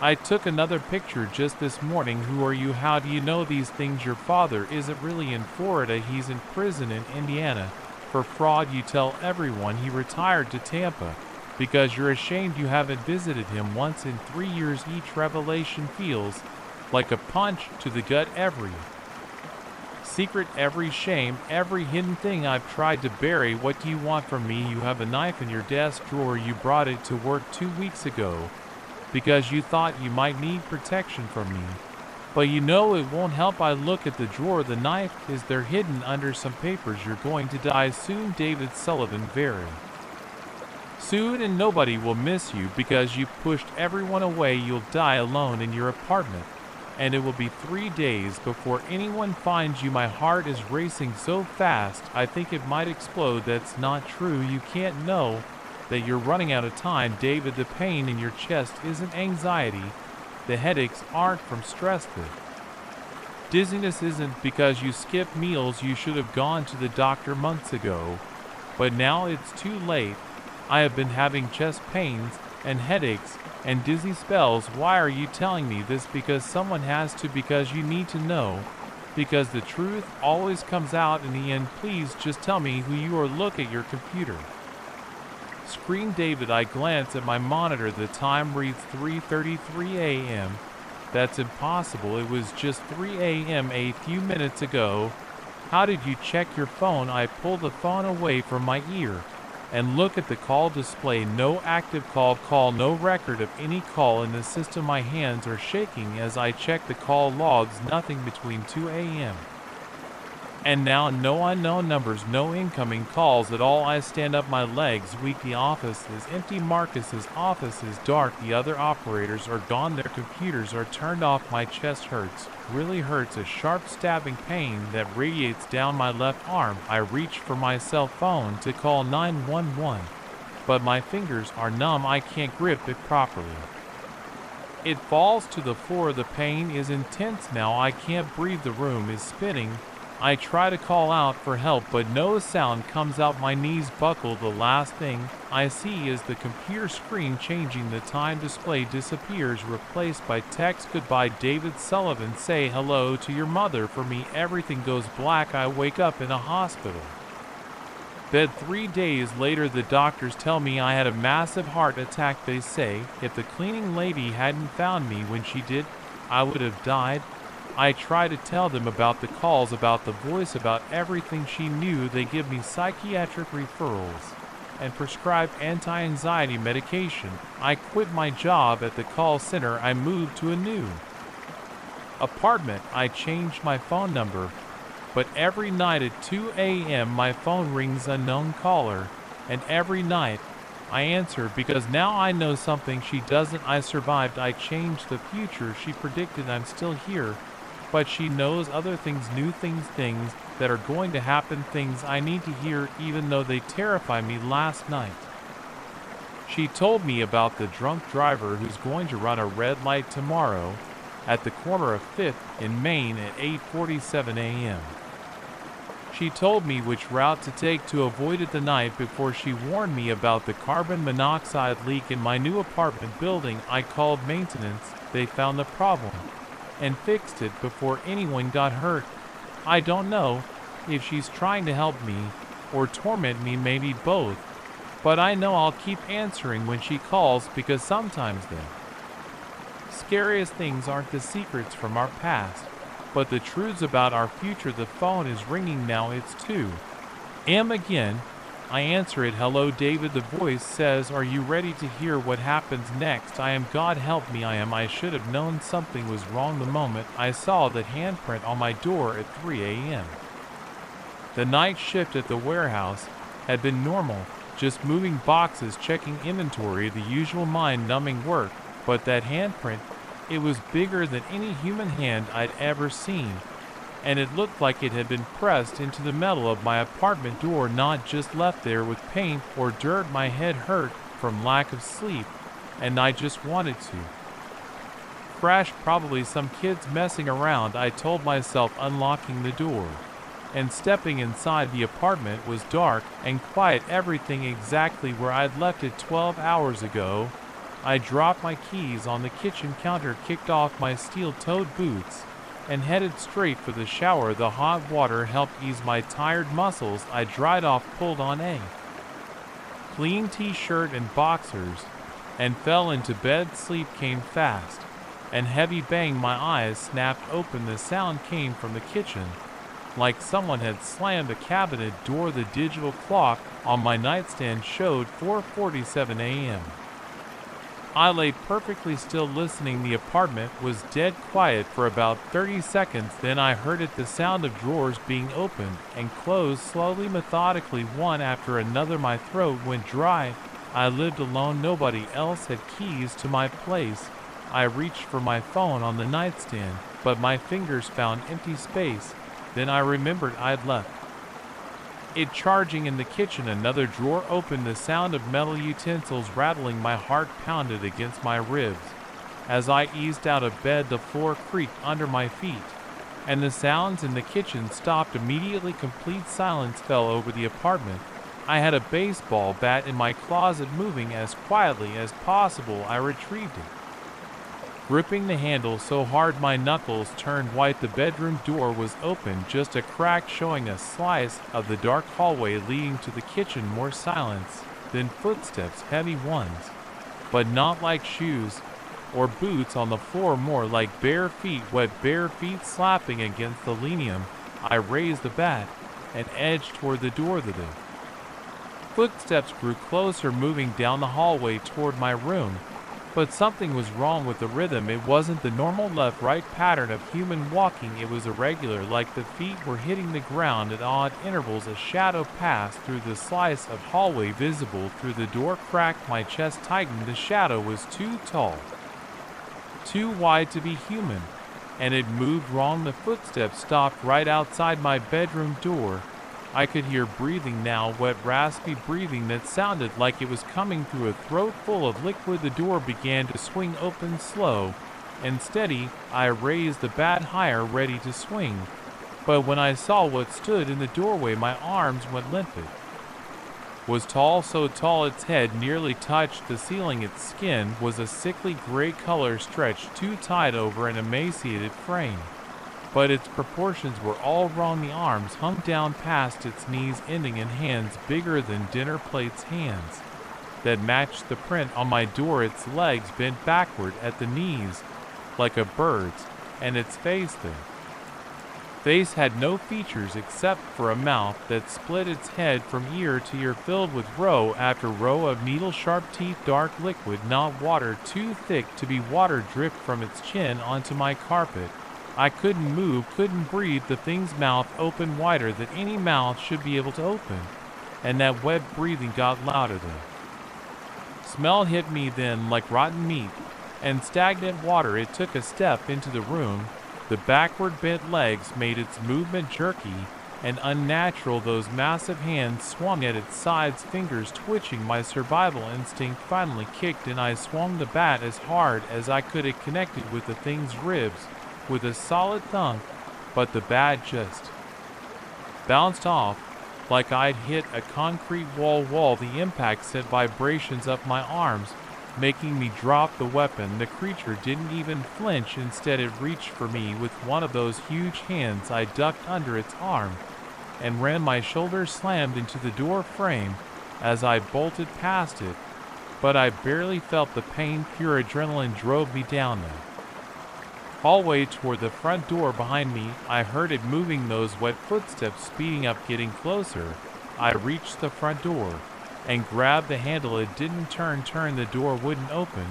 I looked down, the dead bolt was unlocked, the chain wasn't on, but the door wouldn't budge, like it had been welded shut. The footsteps stopped. Hot breath hit the back of my neck, smelling like decay. Slowly, I turned around. It filled the hallway from floor to ceiling, now somehow even larger than before. The grotesque mouth smiled, showing rows of teeth that went all the way down its throat. One massive hand reached for me. I dove to the side, rolling across the living room floor. My shoulder hit the coffee table, sending magazines scattering. The creature followed, its head brushing against the ceiling, leaving wet marks on the white paint. I scrambled to my feet and ran for the kitchen. My phone was still there on the counter, charging. I grabbed it, fingers trembling as I tried to dial 911. The screen was black, dead, impossible. It had been charging for hours. A shadow fell over me. I turned to see the creature filling the kitchen doorway, its body contorted to fit through the opening. Those hands reached for me again, fingers spreading wide enough to wrap around my entire torso. I grabbed the first weapon I could find, a knife from the dish rack. The blade was still wet from washing. I slashed at the nearest hand. The knife cut deep into the gray flesh, but instead of blood, black water poured from the wound. It splashed onto the floor, hissing and steaming. Where it touched, the creature made a sound, then a high-pitched keening that made my teeth vibrate and my ears pop. The wounded hand withdrew, but the other one shot out faster than I could react. Fingers, like steel cables, wrapped around my chest, squeezing the air from my lungs. The creature lifted me off the ground effortlessly. It pulled me closer to that terrible face, the mouth opened wider and wider, jaw unhinging like a snake's. The stench of death rolled over me in waves. Row after row of teeth gleamed in the dim light from the window. In desperate panic, I stabbed the knife into its wrist. More black water gushed out, running down my arm. Where it touched my skin, it burned like acid. I screamed in pain. The creature's grip loosened for just a second. I twisted free, landing hard on the kitchen floor. Black water was everywhere now, eating holes in the linoleum. Steam filled the air, carrying that rotting smell. I ran for the bathroom, the only room left with a door I could close behind me. The creature's keening grew louder, making the windows rattle in their frames. I slammed the bathroom door and turned the lock, knowing it wouldn't hold for long. The bathroom window was small, but I might be able to squeeze through. I climbed onto the toilet and reached for the latch. The door exploded inward, showering me with splinters. A hand bigger than my entire head reached through the doorway. I lost my balance and fell, cracking my head against the sink. Everything went fuzzy. I lay on the bathroom floor, blood trickling down my face, looking up at the creature as it squeezed its massive body through the doorway. Its mouth opened once more, but this time something else emerged from its throat, a long black tongue that writhed like a living thing. The tongue touched my leg. Instant searing pain shot through my body. I tried to scream, but no sound came out. My vision started to go dark around the edges. The last thing I saw was that massive mouth descending toward my face, rows of teeth stretching into infinity. Then everything went black. I woke up in my bed. Sunlight streamed through the windows. For a moment, I thought it had all been a nightmare. Then I saw the holes was eaten into my carpet by the black water, the splintered remains of my bathroom door, the handprint pressed deep into the metal of my front door, now visible from the inside too. That was 3 days ago. I haven't slept since then. Every night at exactly 4:47 a.m. I hear those wet footsteps in my kitchen every night. They get closer to my bedroom. I've tried staying at hotels, sleeping in my car, even just driving all night, but no matter where I am, when that time comes, I hear those footsteps. Last night, I found another handprint, this one pressed into the hood of my car. Tonight will be the 4th night I don't think I'll survive to see a fifth. The sun is setting now. In a few hours it'll be 4:47 a.m. again. I can already hear water dripping somewhere in my apartment. The sound is getting louder. The crickets stopped first, then the frogs. In the 3 years I'd lived here, that had never happened. I stood in my backyard at 11:47 p.m. holding Max's leash, watching him stare at the tree line. His hackles were up, every muscle in his German Shepherd body was rigid. I checked my phone again, 11:48 p.m. The silence pressed against my ears. No wind, no rustling leaves, nothing. Come on, buddy, I said. My voice sounded too loud in the quiet. Do your business, so we can go inside. Max wouldn't move. His ears were forward, his tail straight out behind him. I'd seen him react to deer, coyotes, and the neighbor's cat, but this was different. He didn't make a sound, no growling, no barking, just staring. I swept my phone's flashlight across the trees. The beam caught the white bark of the birches, the dark trunks of the oaks. Nothing moved, but something felt wrong. The darkness between the trees seemed deeper than usual. Max's leash went taut as he took 3 slow steps backward, pressing against my legs. I felt his trembling through my jeans. The rational part of my brain said to go inside, that it was just some animal in the woods, but my hand was sweating on the leash and my heart hammered against my ribs. I took another look at the tree line. The flashlight beam seemed weaker now, like the darkness was eating it. That's when I saw the first movement, a slight shifting of shadows between 2 oak trees. I blinked hard, trying to focus. The darkness rippled again, like black water. Max inside now. I started backing up toward the house, trying to keep my eyes on the trees. The motion stopped, but I could feel something watching us. The pressure of its attention made my skin crawl. We were 15 feet from the back door when Max let out a whimper, not his usual whine for attention or food. This was a sound of pure fear. I looked down at him for just a second. When I looked back up, the darkness between the trees had changed. It had shaped now, and depth, like a hole, had opened in the world. My hands shook as I fumbled with the keys to the back door. The metal clinked loudly in the silence, too loudly. The shoppy in the trees shifted again. It seemed closer, though I hadn't seen it move. I got the door open and pushed Max inside. As I followed him in, I heard something that made my blood run cold. Footsteps in the grass behind me, not animal footsteps. They were too deliberate, too heavy, and they were getting closer. I slammed the door shut and locked it, then hit every light switch I could reach. The kitchen and living room blazed with light. Max ran to the corner and crouched there trembling. I grabbed my phone to call someone, the police. What would I tell them? That the darkness was walking. The screen showed no signal, not low bars, no signal at all. I tried the landline, dead silence, no dial tone. Something scraped against the back door, a long slow sound like nails on wood. I backed away, keeping my eyes fixed on the door. The scraping moved to the window, then it stopped. The kitchen lights flickered once, twice. Max whimpered again. I ran to my bedroom and grabbed the baseball bat from under my bed.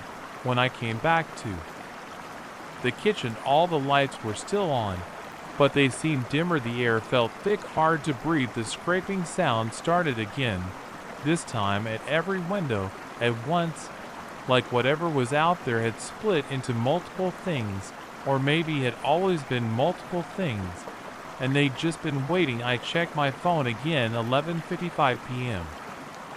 Only 10 minutes had passed since we'd been outside. It felt like hours. The lights flickered again, longer this time. In the moments of darkness, I heard something new, a sound like wet cloth being torn coming from the walls. When the lights came back on, the windows were completely black, not just dark black, like they'd been painted over. Max started growling, the first aggressive sound he'd made all night. He was staring at the ceiling. I looked up, and my throat closed up. The darkness was seeping through the corners where the walls met the ceiling like black ink spreading through water. I grabbed Max's collar and pulled him toward the front door. We had to get out, had to get to the car, but when I opened the front door. There was only blackness, not night darkness. This was absolute. It swallowed my flashlight being completely. We retreated to the living room. The darkness was coming through every crack, now pooling on the floor. Like oil, the lights were barely working, creating islands of dimming yellow in the growing dark. Max's growl turned into a series of sharp barks. He was facing the kitchen doorway. I turned, raising the bat. Something stood in the doorway. It was roughly human-shaped, but wrong, too tall, too thin. Its edges weren't solid. They shifted and wavered like smoke, but its center was the darkest thing I'd ever seen, darker than the blackness around it. It took a step forward. The sound its foot made on the hardwood floor was what heavy. Max's barking stopped abruptly. When I glanced at him, he was frozen, every muscle locked. The thing in the doorway tilted what might have been its head. The movement was jerky, unnatural, like it was trying to mimic human motion, but didn't quite understand how it worked. My back hit the wall. I hadn't realized I was moving backward. The bat felt useless in my hands, but I gripped it tighter anyway. The thing took another step. The lights dimmed further. I could feel its attention on me, like physical pressure. The air grew colder. It raised what might have been an arm. The limb stretched longer than any human arm could, reaching toward me. Its fingers were too long, too numerous. They moved like tentacles. Max suddenly unfroze and launched himself at the thing. Teeth bared, his jaws snapped shut on empty air. As the figure dissolved into smoke for a moment, I thought it was gone. Then the smoke rushed forward, surrounding Max. His angry barks turned to yelps of pain. Then silence. The smoke pulled back. Max lay on the floor, not moving. No, I swung the bat through the smoke. It passed through with no resistance. The temperature dropped another 12 degrees. My breath came out in white clouds. The smoke reformed into the figure, closer now, close enough that I could see there was depth to its darkness, like looking into a well that went down forever. The cold radiating from it moved. The figure reached for me again. Its fingers brushed my cheek, sending jolts of icy pain through my skull. Images flashed through my mind, endless darkness, shapes that couldn't exist, a hunger older than time. The lights went out completely. I felt more fingers on my face, my neck, my chest. Each touch was like being stabbed with an icicle. The thing was all around me now. I couldn't see it in the darkness, but I could feel it, could feel its hunger. My heart was beating so fast it hurt. I couldn't breathe. The cold was inside me now, spreading through my veins. My thoughts were getting sluggish. Something warm pressed against my leg. Max. He was up, pressing close, whining softly. The sound cut through the fog in my head. I swung the bat again. This time with all my strength. It hit something solid. The figure screeched, a sound like metal tearing, like mines breaking. The cold loosened its grip. I ran. I couldn't see anything, but I knew my house. 3 steps to the front door.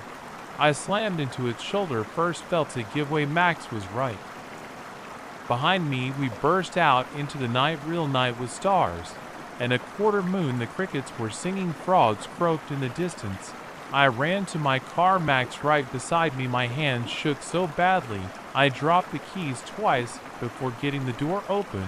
We got in. I started the engine and backed out of the driveway so fast I hit the mailbox as we sped away. I looked in the rear view mirror. My house was dark, but it was just regular darkness. The thing was gone, or at least I couldn't see it anymore. I drove to a motel 50 miles away, paid cash. Max wouldn't leave my side, not even to eat or drink. We sat on the bed, both of us trembling, until sunrise. I called in sick to work, spent the day making arrangements. Immense. By noon, I had a real estate agent lined up to sell the house. By evening, I had a small apartment in the city, rented month to month and lease. I never went back to the house, hired people to pack up my things, told the real estate agent to sell it, as if she probably thought I was crazy taking such a loss on the property. Let her think that. It's been 6 months max, and I live in the apartment now. The city noises bother him sometimes, sirens, traffic, people But he doesn't complain. Neither of us misses the quiet of the countryside. Sometimes, when I can't sleep, I think about that night, about what would have happened if Max hadn't gotten up when he did, about what that thing wanted, what it was. But mostly, I try not to think about it at all. I keep the lights on at night. And when I hear the crickets through my apartment window, I'm grateful for the noise. Max still sleeps pressed against my leg. Sometimes he whimpers in his sleep, and I wonder if he dreams about it. I wake him up. When he does, that better not to let those dreams run their course. I check the local news from my old town. Sometimes 3 houses in my old neighborhood have gone up for sale in the past 7 months. All sold well below market value. All the families moved out in a hurry. I wonder if they saw it too, if it's still there hiding in the darkness between the trees waiting. But I won't go back to find out. Some questions are better left unanswered. The crickets are chirping outside my window right now. Max is sleeping peacefully for once. The city lights shine through my blinds, keeping the darkness at bay. That's enough. It has to be enough. But sometimes, when I'm almost asleep, I feel phantom fingers on my face, cold as death, and I wonder if it followed us, if it's just waiting for the right moment for me to let my guard down. So I keep the lights on, and I listen to the crickets, and I try to convince myself that as long as I can hear them, everything is okay.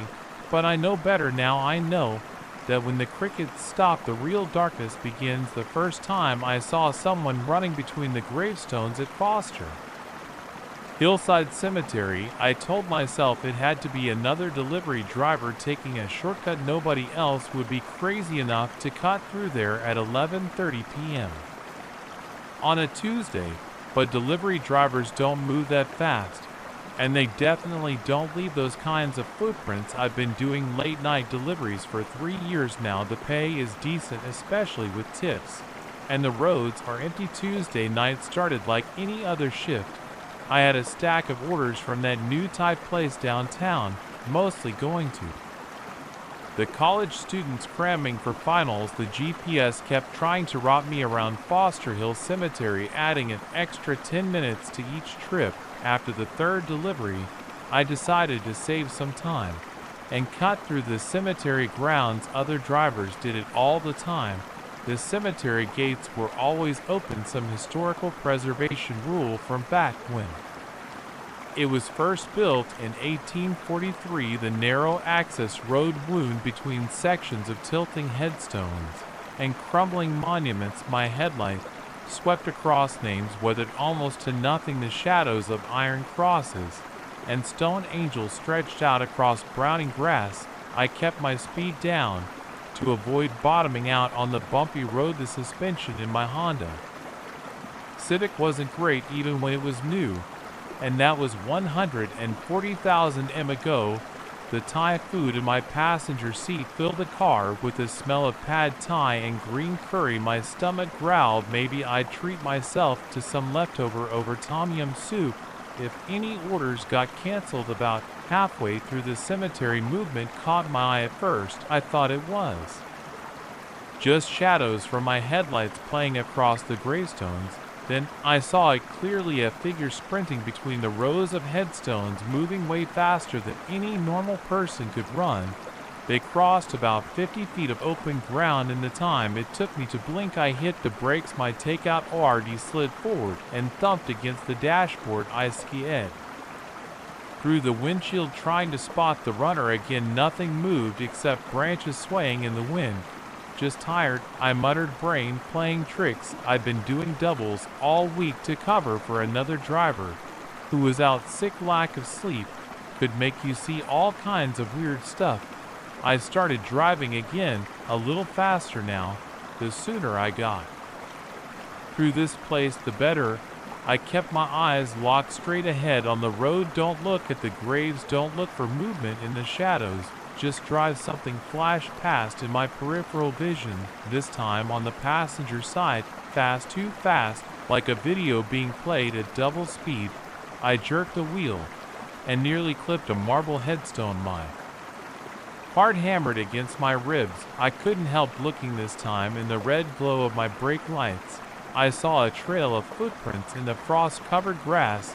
They led straight toward my car, stopping just a few feet from the passenger door. The prints were deep, like whoever made them had been running really hard. I hit the gas, the engine wed as I accelerated down the narrow cemetery road, not caring about the suspension anymore. I kept checking my mirrors, but all I could see were shadows and stone monuments in the fading red glow of my taillights. The rest of my shift was a blur. I delivered the Thai food on autopilot, barely registering the customer or their tips by the time I finished my last order at 3 a.m.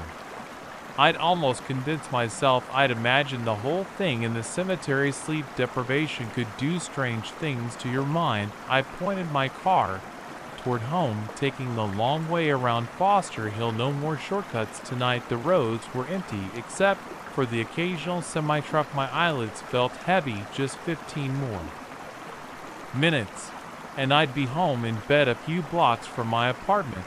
I had to stop for gas. The fluorescent lights of the gas and go made everything look harsh and artificial. I was the only customer. The night clerk didn't even look up from his phone. When I went inside to pay back at my car, I noticed something that made my whole body go cold. There were muddy footprints on the passenger side of my Honda. They started a few inches from the door and continued along the side of the car, as if someone had been running alongside me. The mud was reddish-brown, the same color as the soil in Foster Hill Cemetery. I walked around the car in a daze, following the prints. They went all the way to the back bumper. Then they just stopped, like whoever made them had vanished into thin air. My hands shook as I opened the driver's door. The inside of the car smelled different. Under the lingering scent of Thai food, there was something else, something musty and organic, like old leaves and wet earth. I drove home doing exactly the speed limit, hands clenched on the steering wheel. Every red light felt like it lasted an hour. I kept checking my mirrors, but the streets behind me were empty. When I finally parked outside my apartment building, I ran inside without looking back. Sleep didn't come easily that night. Every time I started to drift off, I jerk awake, thinking I heard footsteps running past my second floor window around 4 a.m. I finally fell into an uneasy sleep. The next morning, everything felt distant and unreal, like a bad dream. The muddy footprints were still there on my car, but they looked less sinister in the daylight. I told myself there had to be a rational explanation. Maybe some kid had played a prank while I was delivering food. Maybe another driver had splashed mud on my car. Maybe my phone buzzed. Text from my supervisor: driver shortage tonight. Need I stared at the message for a long time. The smart thing would be to say no, take a night off, get some real sleep. But my rent was due next week, and time and a half was time and a half. Okay, I texted back, I'll do it. The sun was setting when I pulled into the Thai restaurant's parking lot to start my shift. I had a new rule: no cutting through Foster Hill Cemetery. No matter how much time it would save, I'd take the long way around, stick to well-lit streets. The first few hours of my shift were normal students ordering pad Thai, families getting spring rolls and curry, the usual Tuesday night crowd. I kept to main roads even when my GPS tried to route me through the cemetery. The detour added time to each delivery, but it was worth it for peace of mind. Around 10:30 p.m. I got an order going to an address right on the other side of Foster Hill. Even taking the long way around would add 20 minutes to the delivery time. The customer had already called twice, asking where their food was. I sat in my car staring at the GPS. The cemetery route would take 7 minutes. The safe route would take 27. The customer was already angry. My rating would take a hit. Too many low ratings, and I'd lose my spot in the priority queue for orders. This is stupid.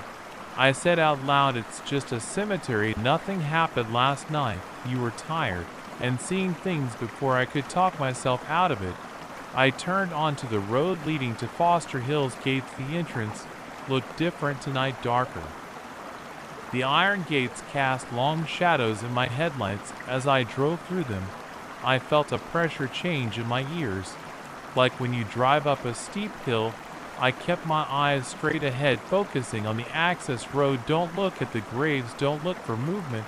Just drive, get through as fast as possible. Halfway through the cemetery, my phone lost signal. The GPS screen went black. Great, just great. I knew the route well enough to finish the delivery, but being cut off from communication made me nervous. The access road curved around a large marble mausoleum.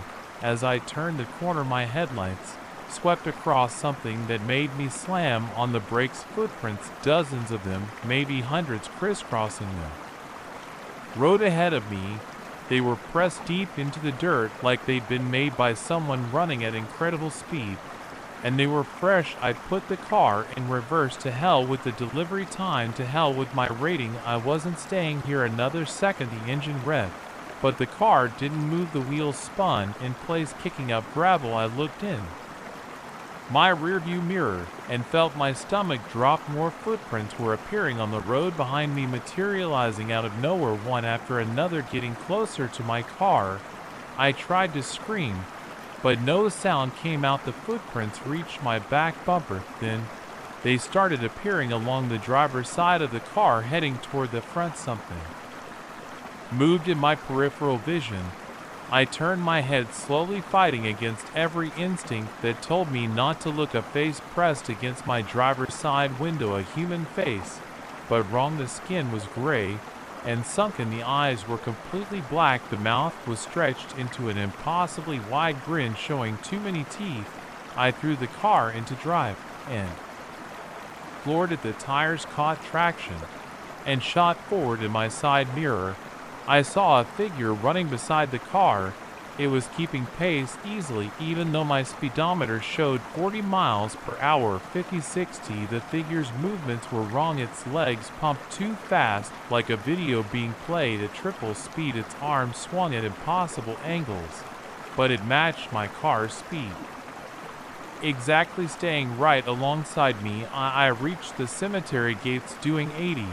As I shot through them, the figure disappeared, just vanished between 1 second and the next. In my rearview mirror, I could see Foster Hill Cemetery receding into the darkness. Nothing moved between the graves. My phone came back to life, GPS rerouting to account for my new position. The pressure in my ears released. Normal street sounds filtered back in distant traffic, a dog barking, the hum of power lines. I pulled into a gas station parking lot and sat there shaking for 20 minutes.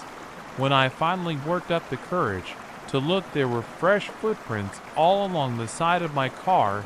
They started at the back bumper and went all the way to the front wheel. Well, the mud was still what I called my supervisor and told him I was done for the night. Family emergency. He wasn't happy, but I didn't care. I drove straight home, taking main roads the whole way. Every time I stopped at a red light, I checked my mirrors for running figures. That was 3 days ago. I haven't gone back to work, haven't answered my supervisor's calls. The footprints are still on my car. I can't bring myself to wash them off. Sometimes at night, I hear running footsteps outside my apartment, fast footsteps, too fast. I found a new job today, stocking shelves at a grocery store, day shift only. The pay isn't as good as deliveries, but at least I never have to drive through Foster Hill Cemetery again. But here's the thing that really scares me. I keep getting notifications from my delivery app, even though I deleted it from my phone. Orders going to addresses on the other side of the cemetery. The suggested route always cuts straight through Foster Hill. And sometimes late at night, I see my car's headlights turn on by themselves. I think something followed me home from that cemetery, something that runs too fast and grins too wide, something that wants me to go back. I'm writing this all down because I need someone to know what happened. Maybe someone else has seen it too. Maybe someone knows what it is or how to make it go away. All I know is that I'm not making any more deliveries through Foster Hill Cemetery, And if you're a driver in this area, neither should you take the long way around. The extra time is worth it, because whatever is running between those graves, it isn't human. And once it notices you, it doesn't forget. I hear footsteps outside my window now, running footsteps I'm on. The second floor, they're getting closer. I heard the footsteps again. Last night, they were right above my head, clear as day, walking back and forth across the roof of the Riverside office building. The thing is, I've worked here as a janitor for 9 years, and I'm the only one with access to that roof. The door stays locked. I check it 3 times every night, but someone or something keeps getting up there anyway. It started 3 weeks ago. I was doing my usual night rounds, checking all the doors and windows before leaving at 11 p.m. That's when I first noticed the cigarette butts scattered near the air conditioning units on the roof. They weren't there during my morning inspection. Marlboro Reds. I don't smoke. I sweep them up, dump them in my garbage bag, and double-check the roof access door. The heavy steel door is secured with both a deadbolt and a padlock. The keys hang on my belt loop. Master set number 4 issued to me by building management. When I started this job, nobody else has copies. I've asked. The next night, more cigarette butts and footprints in the gravel. Size 11 or 12 work boots, different from my size 9 sneakers. I take pictures with my phone and send them to my supervisor, but he just tells me to make sure I'm locking up properly. I am every single night. Tonight started like any other. I arrived at 3 p.m. for my shift, collected my cleaning supplies from the basement storage room, and started working my way up from the ground floor. 2 floors of offices, all the same, empty cubicles, conference rooms, break areas, vacuum, the carpets empty, the trash clean, the bathrooms wiped down, surfaces. The routine is mindless but comforting. The building empties out around 6 p.m. By 7 it's just me and the hum of the fluorescent lights. I like the quiet. Usually at 8:45 p.m. I'm mopping the 19th floor when I hear it thud, thud, thud above my head. The footsteps are slow and deliberate, moving from the south side of the building toward the north. My hands tighten around the mop handle. The steps stop directly overhead. I stand perfectly still, barely breathing. 1 minute passes, 2, then the footsteps start again, faster. This time pacing back and forth. My heart pounds against my ribs. Sweat runs down my back, soaking through my uniform shirt. I should go up there. That's what I keep telling myself. Just take the stairs to the 20th floor, unlock the roof access door, and confront whoever it is, but my legs won't move. The footsteps continue for another 5 minutes, then stop. Silence fills the building again, broken only by the drip of my mop in the bucket and my own shaky breathing. I force myself to finish mopping the floor. My hands tremble as I wring out the mop head one final time. It's 10:15 p.m. when I finally take the service elevator to the 22th floor. The hallway is dark except for the red exit signs at each end. I flip on my flashlight and walk to the roof access door. The deadbolt is still engaged. The padlock is secure. I press my ear against the cold metal and listen. Nothing. I unlock both locks and push the door open slowly. Cool night air hits my face. The gravel crunches under my feet as I step onto the roof. My flashlight beam sweeps across the empty expanse. Air conditioning units cast long shadows. The city lights spread out below, a grid of yellow and white. No one is here, but they're next to the north edge. 3 fresh cigarette butts, Marlboro Reds, still warm. I bag them as evidence, even though I know my supervisor won't care. As I'm straightening up, something catches my eye, a scuff mark on the ledge, like someone sat there dangling their legs over the edge. My stomach churns. I back away from the ledge and hurry to the door, double check the locks, triple check them. I practically run through my final tasks, wanting to get out of here as fast as possible. But I can't stop thinking about those footsteps, about the cigarettes, about that scuff mark 22 stories above the street. The next day I arrive early. I need to check something. I head straight to the basement and pull out the building blueprints. They're old and yellowed but still legible. I spread them across my break room table and start studying the roof access points. There's the main door. I always use a second door that was permanently sealed during renovations in 2012. And I squint at the faded text and old maintenance hatch on the northwest corner that's not even visible anymore, supposedly covered by the new HVAC system. I spend my lunch break on the roof, investigating the area around the largest AC unit. Sure enough, there's a slight gap between the unit's base and the roof surface. If someone was determined enough, they might be able to squeeze through. But that's crazy. Who would go to cigarettes on a roof? I decide to set up a trap. Nothing dangerous, just some fishing lines strung across the gap tied to an empty can. If anyone crawls through, they'll knock it over. I'll hear it from the floor below. A week passes, no footsteps, no cigarettes. The can stays upright. I start to relax. Maybe they found another spot to smoke. Maybe I imagined the whole thing. Then last night happened. I was cleaning the 20th floor bathrooms when the can clattered across the roof. My heart nearly stopped. I grabbed my flashlight and ran to the stairs, taking them two at a time. The roof access door was still locked. My hand shook so badly I could barely get the key in. When I finally pushed it open, the beam of my flashlight caught a figure crouching by the AC unit. They turned just for a second, and I saw their face, or were there. Face should have been. There was just darkness, a void where features should be. Then they slipped into the gap and disappeared. I ran back inside, slammed the door, and called the police.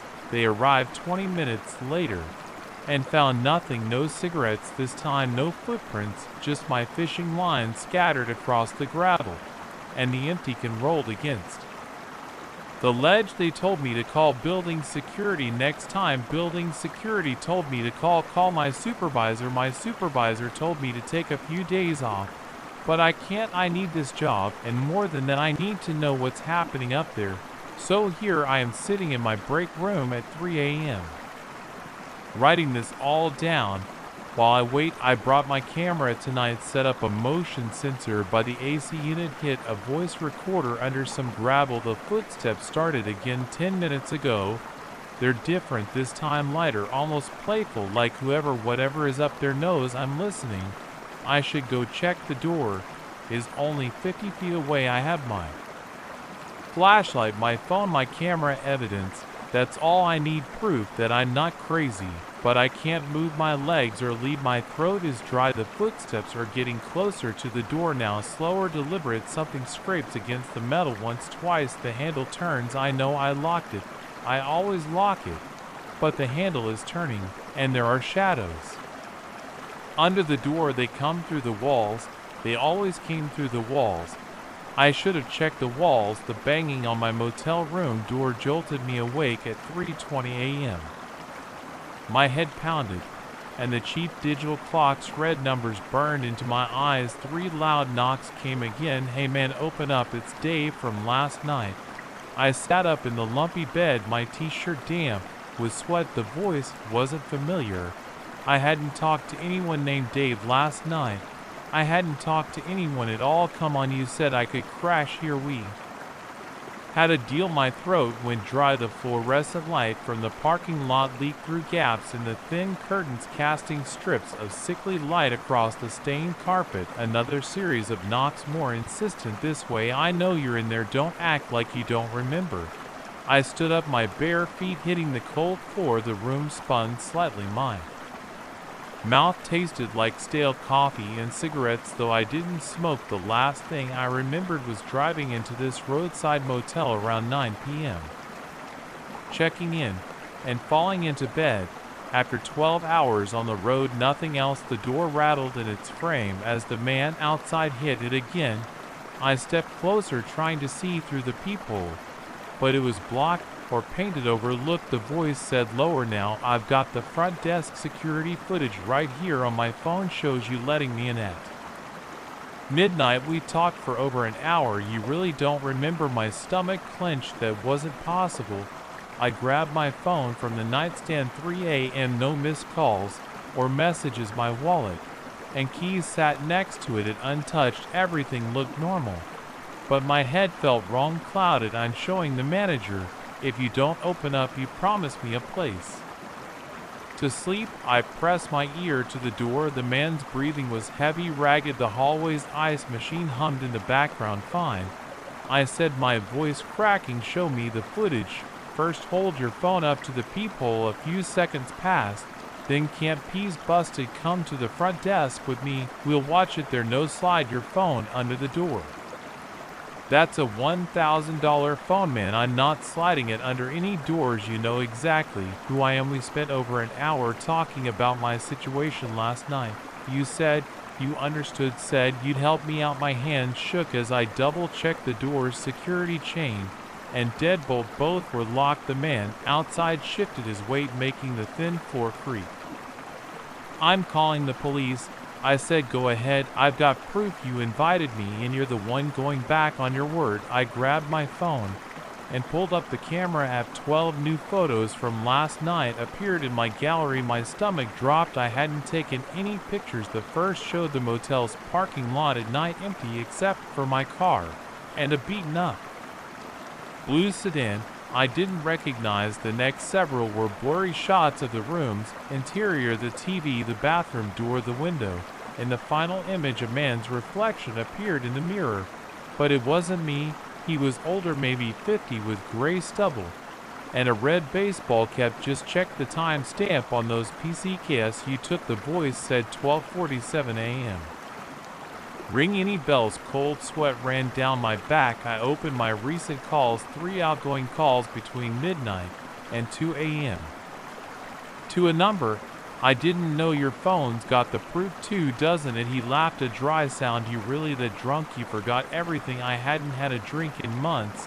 I scrolled through my text messages. Nothing new, but my browser history showed searches from 1:13 a.m.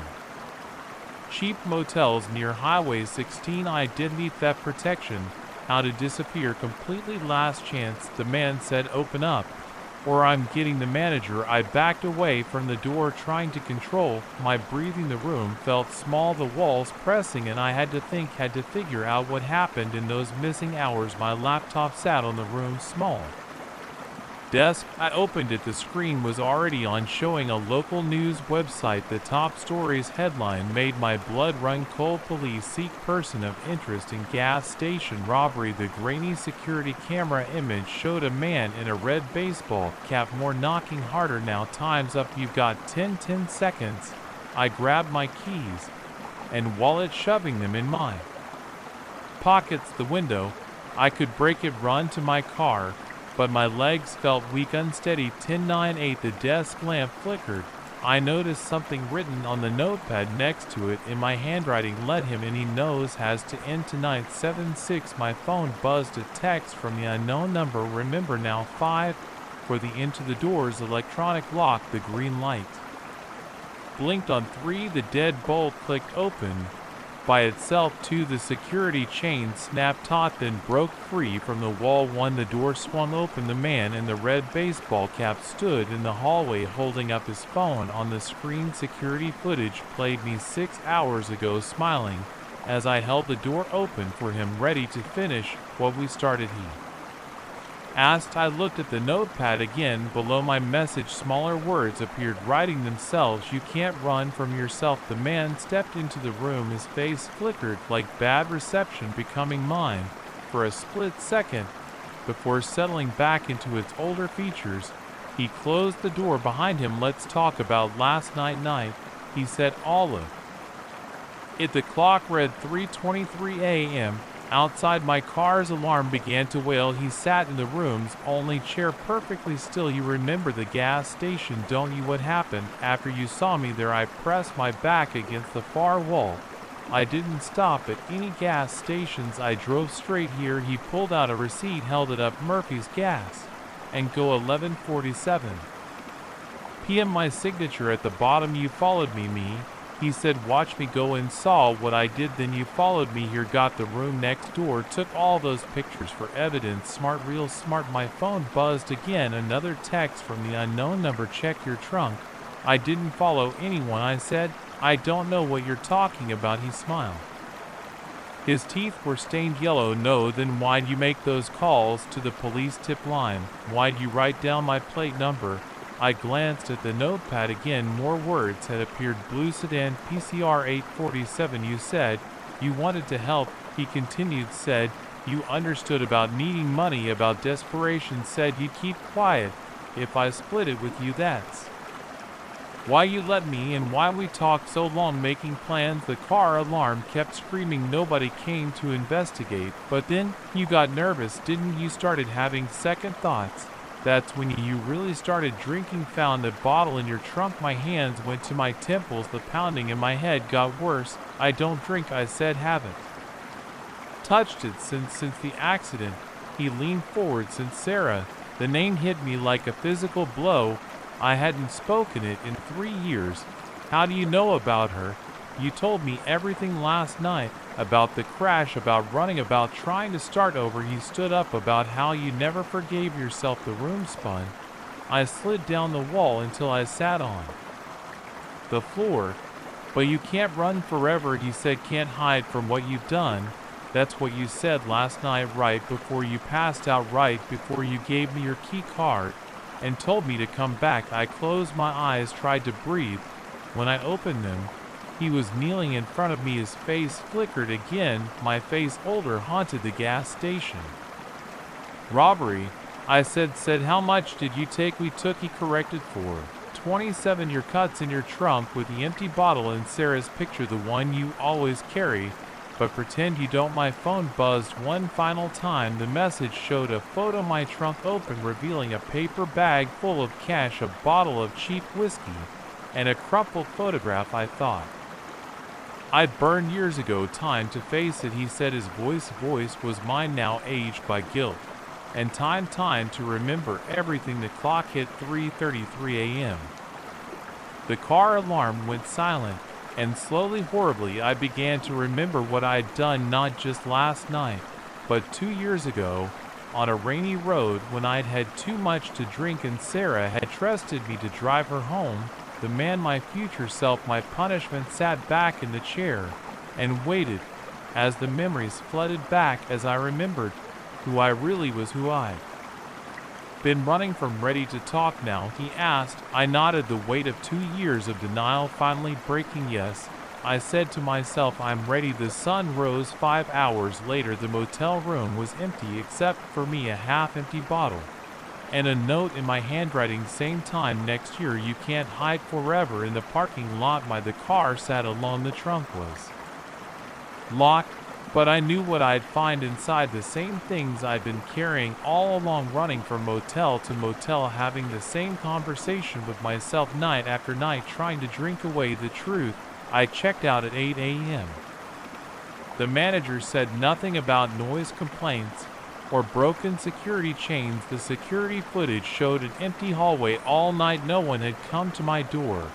But as I drove away, I checked my rear view mirror. A blue sedan followed at a distance, its driver wearing a red baseball cap, following me to the next motel, the next confrontation, until I finally stopped running. I checked my phone one last time. A new message waited. See you tonight. I didn't need to save the number. I already knew it by heart. My own. The first thing I noticed was the static. It crackled through my car's speakers like angry insects, drowning out the classic rock station I'd been listening to for the past 3 hours. I reached for the dial, trying to find a clear signal, but there was nothing but white noise on every frequency. That's when I heard it, my name whispered through the static, clear as day. David. My hand froze on the dial. The voice was soft, almost gentle, but something about it made the hair on the back of my neck stand up. I glanced at the clock on my dashboard. 3 a.m. The headlights cut through the darkness ahead, illuminating an empty stretch of Arizona highway. No other cars in sight, just desert and cacti on both sides, their shadows twisted in the moonlight. I hadn't seen another vehicle for at least 45 minutes. The last sign of civilization had been a rundown gas station where I'd stopped to fill up and grab some coffee. The old man behind the counter had given me an odd look when I'd mentioned I was heading east on Route 60. The static continued, but the voice didn't return. I tried adjusting the antenna, but nothing changed. My throat felt dry. I reached for my coffee cup, but it was empty. The whisper came again, louder this time. David, listen. I hit the brakes. The car slowed, tires crunching on the asphalt. My heart was pounding against my ribs. I needed to check my phone, maybe call someone. Just hearing another human voice would help clear my head. I pulled over to the shoulder, put the car in park, and grabbed my phone from the cup holder. The screen lit up, showing one bar, a signal. There was a notification for an unsent message. My stomach dropped when I saw the sender. It was my own number. With trembling fingers, I opened the message. Don't stop. The timestamp showed it was from 1 minute ago, but I hadn't touched my phone in hours. I stared at the screen, my breath coming in short gasps. The radio static suddenly grew louder, and through it I heard that whisper again. David, behind you. Every muscle in my body tensed. My eyes darted to the rearview mirror. At first I saw nothing but darkness. Then a pair of headlights appeared in the distance, approaching fast. I threw the car into drive and pressed the gas pedal. The engine roared as I pulled back onto the highway. The headlights in my mirror grew larger. They were getting closer. My phone buzzed again. Another message from my number. Faster. The speedometer crept past 80, then 90. The headlights stayed with me.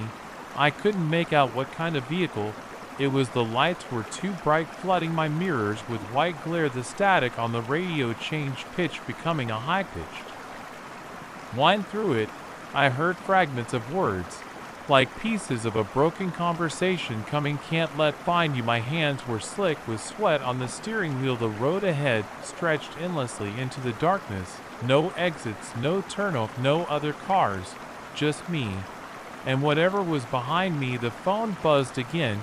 Take the next right. There isn't one on the map. I laughed, a harsh sound that surprised even me. Take a right. There was nothing but desert out there. I'd run right off the road into the cacti and rocks. The headlights behind me suddenly flared brighter, so bright I had to look away from the mirrors. The engine of the pursuing vehicle roared louder. I could feel it in my bones. Up ahead I saw something that made my blood run cold. There was a break in the guardrail, and beyond it a dirt road I could swear hadn't been there a moment ago. It curved away into the now. I yanked the wheel hard to the right. My car skidded, tires screaming on the asphalt. For a moment I was sure I'd lose control, but somehow I made the turn. The car bounced violently as it hit the dirt road, my teeth clicking together painfully in my rearview mirror. I watched the mysterious headlights shoot past the turnoff, continuing down the highway. They didn't slow down or try to follow. I kept driving on the dirt road, my heart still racing. After about a mile, I slowed down and stopped. The engine ticked as it cooled. The radio was silent now. Not even static came through the speakers. My phone buzzed one last time. Get out, walk 100 steps north, bring the phone. I sat there for a long moment, my hands still gripping the steering wheel. Every instinct told me to turn around, to get back to the highway and drive until I found a town, a gas station, anything. But I got out of the car. The desert night was cold. My shoes crunched on the gravel as I started walking north, counting my steps. The moon cast enough light to see by creating sharp shadows behind every rock and cactus. At step 98, I saw it, a small wooden cross stuck in the ground, weathered and gray. A piece of paper was nailed to it, protected by a plastic sleeve. My hand shook as I took it out. It was a newspaper clip dated exactly 1 year in the future. The headline read, "Missing man's body found on Route 60. David Marshall, 34, victim of hit and run." Below the clipping was a handwritten note. I tried to warn myself last time. It didn't work. Maybe this time will be different. The handwriting was mine. My Phone buzzed one final time. This message was different. It showed as a draft that had never been sent, dated 1 year ago. They won't stop until they find someone better to cross than the morgue. Leave this for the next. David, keep driving west, don't look back. I stood there in the desert darkness, the paper trembling in my hands as the sound of distant engines grew louder from the highway. The headlights appeared again, searching. I ran back to my car, gravel crunching under my feet. The engine started on the first try. I turned the car around and headed west on the dirt road away from the highway. The radio remained silent, and my phone didn't buzz again. As I drove through the night, I thought about the David who had left that message, the one who had tried to warn himself and failed, the one who had become a headline. I drove until dawn, stopping only when I reached a small town in California. I checked into a motel and slept for 12 hours straight. When I woke up, I wrote down everything that had happened, sealed it in an envelope, and mailed it to myself with instructions to open it in 12 months. That was 3 weeks ago. I haven't driven at night since then. I avoid empty highways and desert roads. Sometimes I catch myself checking my phone for messages from my own number, but there haven't been any, not yet anyway. The envelope I mailed to myself will arrive in 10 months. I don't know if I'll need it, but I keep thinking about that wooden cross in the desert, about the David who put it there and the one who didn't make it. I wonder if somewhere out there right now another David is driving down Route 60 in the middle of the night. I wonder if he'll hear the static and his name being whispered through it. I wonder if he'll stop when he shouldn't, or keep driving when he should turn. I wonder if he'll understand the warning in time. Yesterday, I bought a new car. I made sure it didn't have a radio. I first heard them 3 weeks ago, a soft tinkling sound that woke me at 2:47 a.m. I know the exact time because I checked my phone thinking someone was at the door. The sound came again, distinct metal chimes clinking together somewhere outside my bedroom window. I got up to look, expecting to see the neighbor's wind chimes moving in a night breeze. There were no wind chimes, not in my yard, not in any of the neighboring yards, and there was no wind. The air was dead still, warm and heavy for October in Connecticut. I stood at the window for 5 minutes, listening. The sound had stopped. I went back to bed and lay there in the dark, telling myself I'd imagined it or heard something else, maybe ice cubes settling in the freezer or the house creaking as it cooled, but I knew what I'd heard. Wind chimes clear as day. The next night, it happened again, 3:12 a.m., the same delicate metallic tinkling, slightly louder this time. I got up faster, went straight to the window. Nothing moving outside, no wind, no chimes visible anywhere. But the sound continued for almost 10 minutes.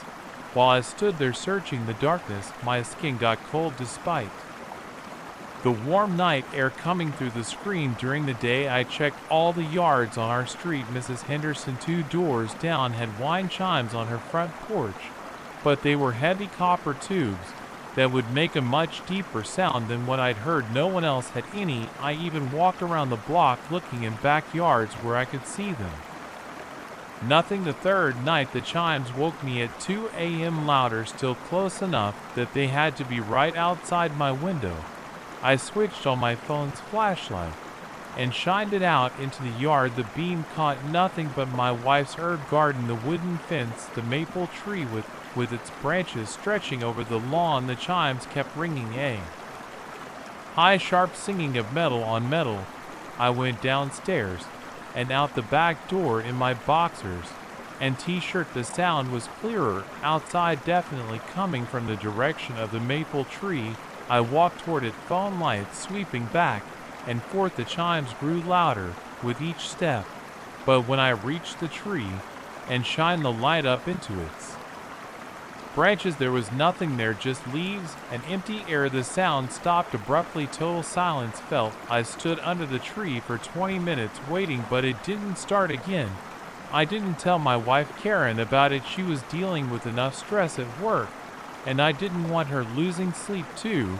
but over the next week the pattern continued each night between 1 and 3 a.m. The chimes would wake me each night.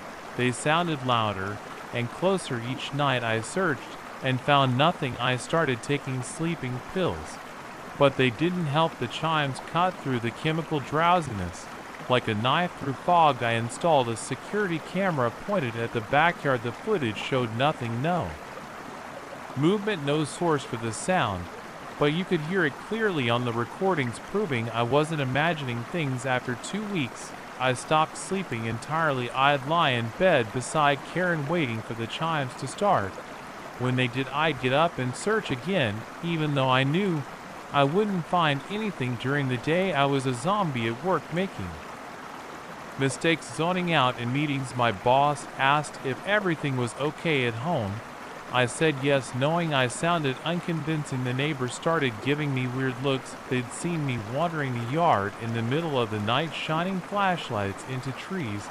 Mrs. Henderson asked Karen if I was having episodes. Karen started watching me with concern, suggesting I see someone about anxiety or depression. Last night, everything changed. The chime started at 2:23 a.m., loud enough to rattle the windows.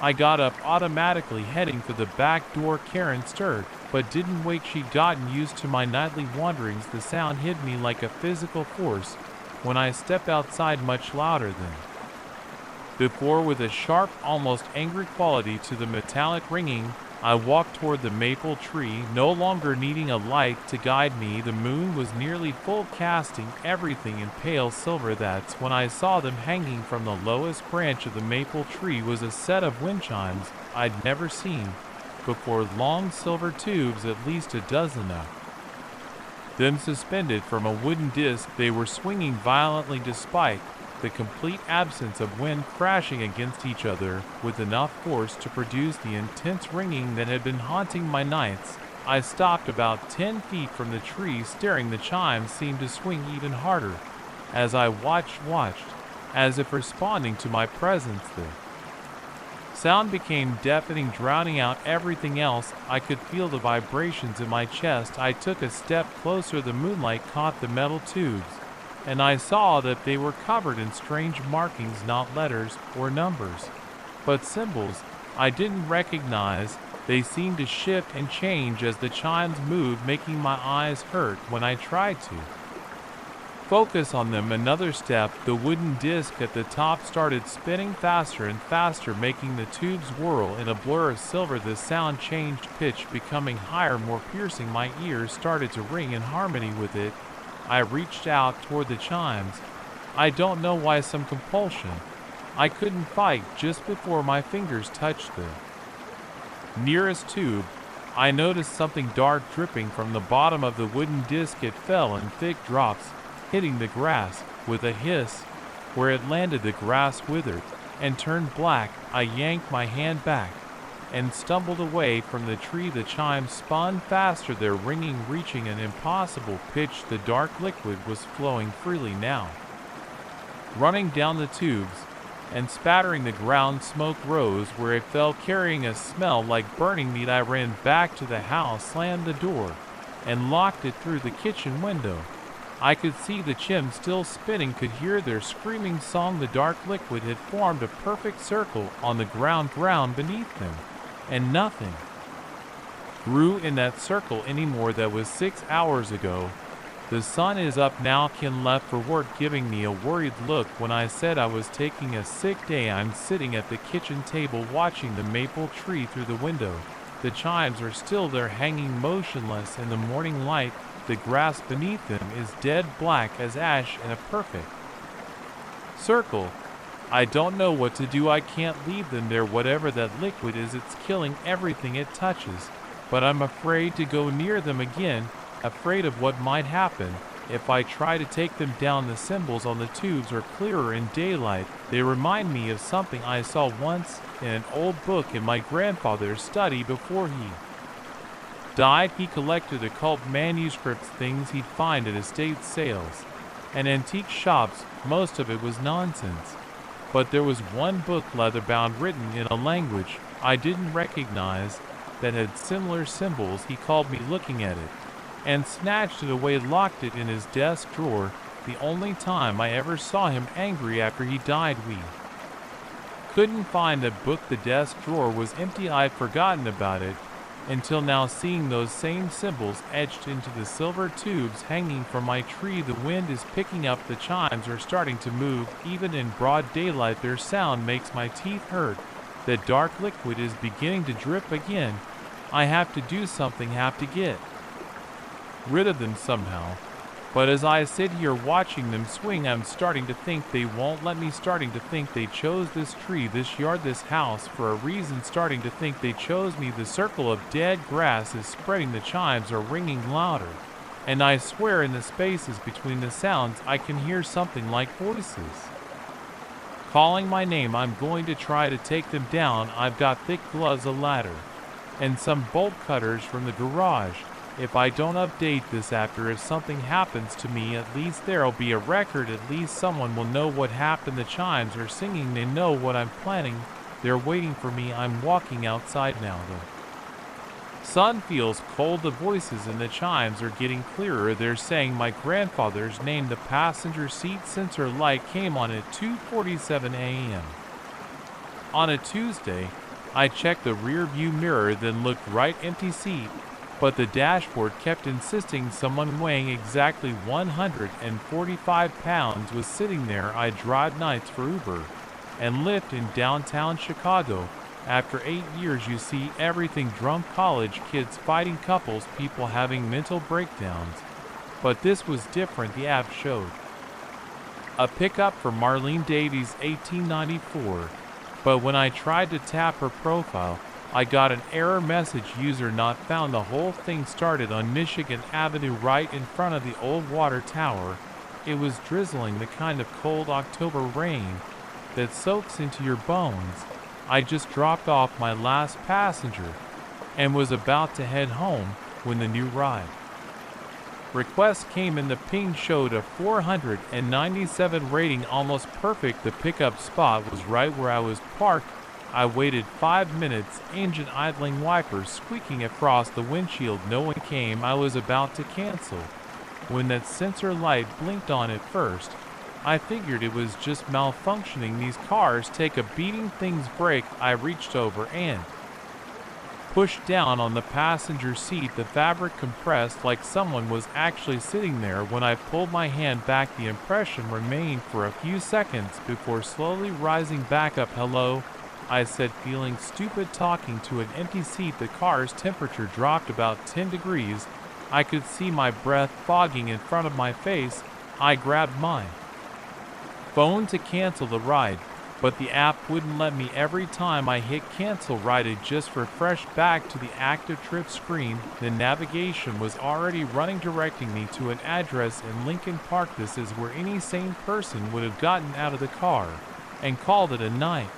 But I've got alimony payments and a kid in college. I needed the fare. Plus, I'll admit, I was curious. In 8 years of driving, I'd never seen anything like this. I put the car in drive and pulled away from the curb. The seat sensor stayed on that little icon glowing on my dash like a miniature accusation. Every few blocks I'd glance over, but there was nothing to see, just an empty seat with an invisible 143 lb weight pressing into it. The navigation took me north on Lakeshore Drive at 3 a.m.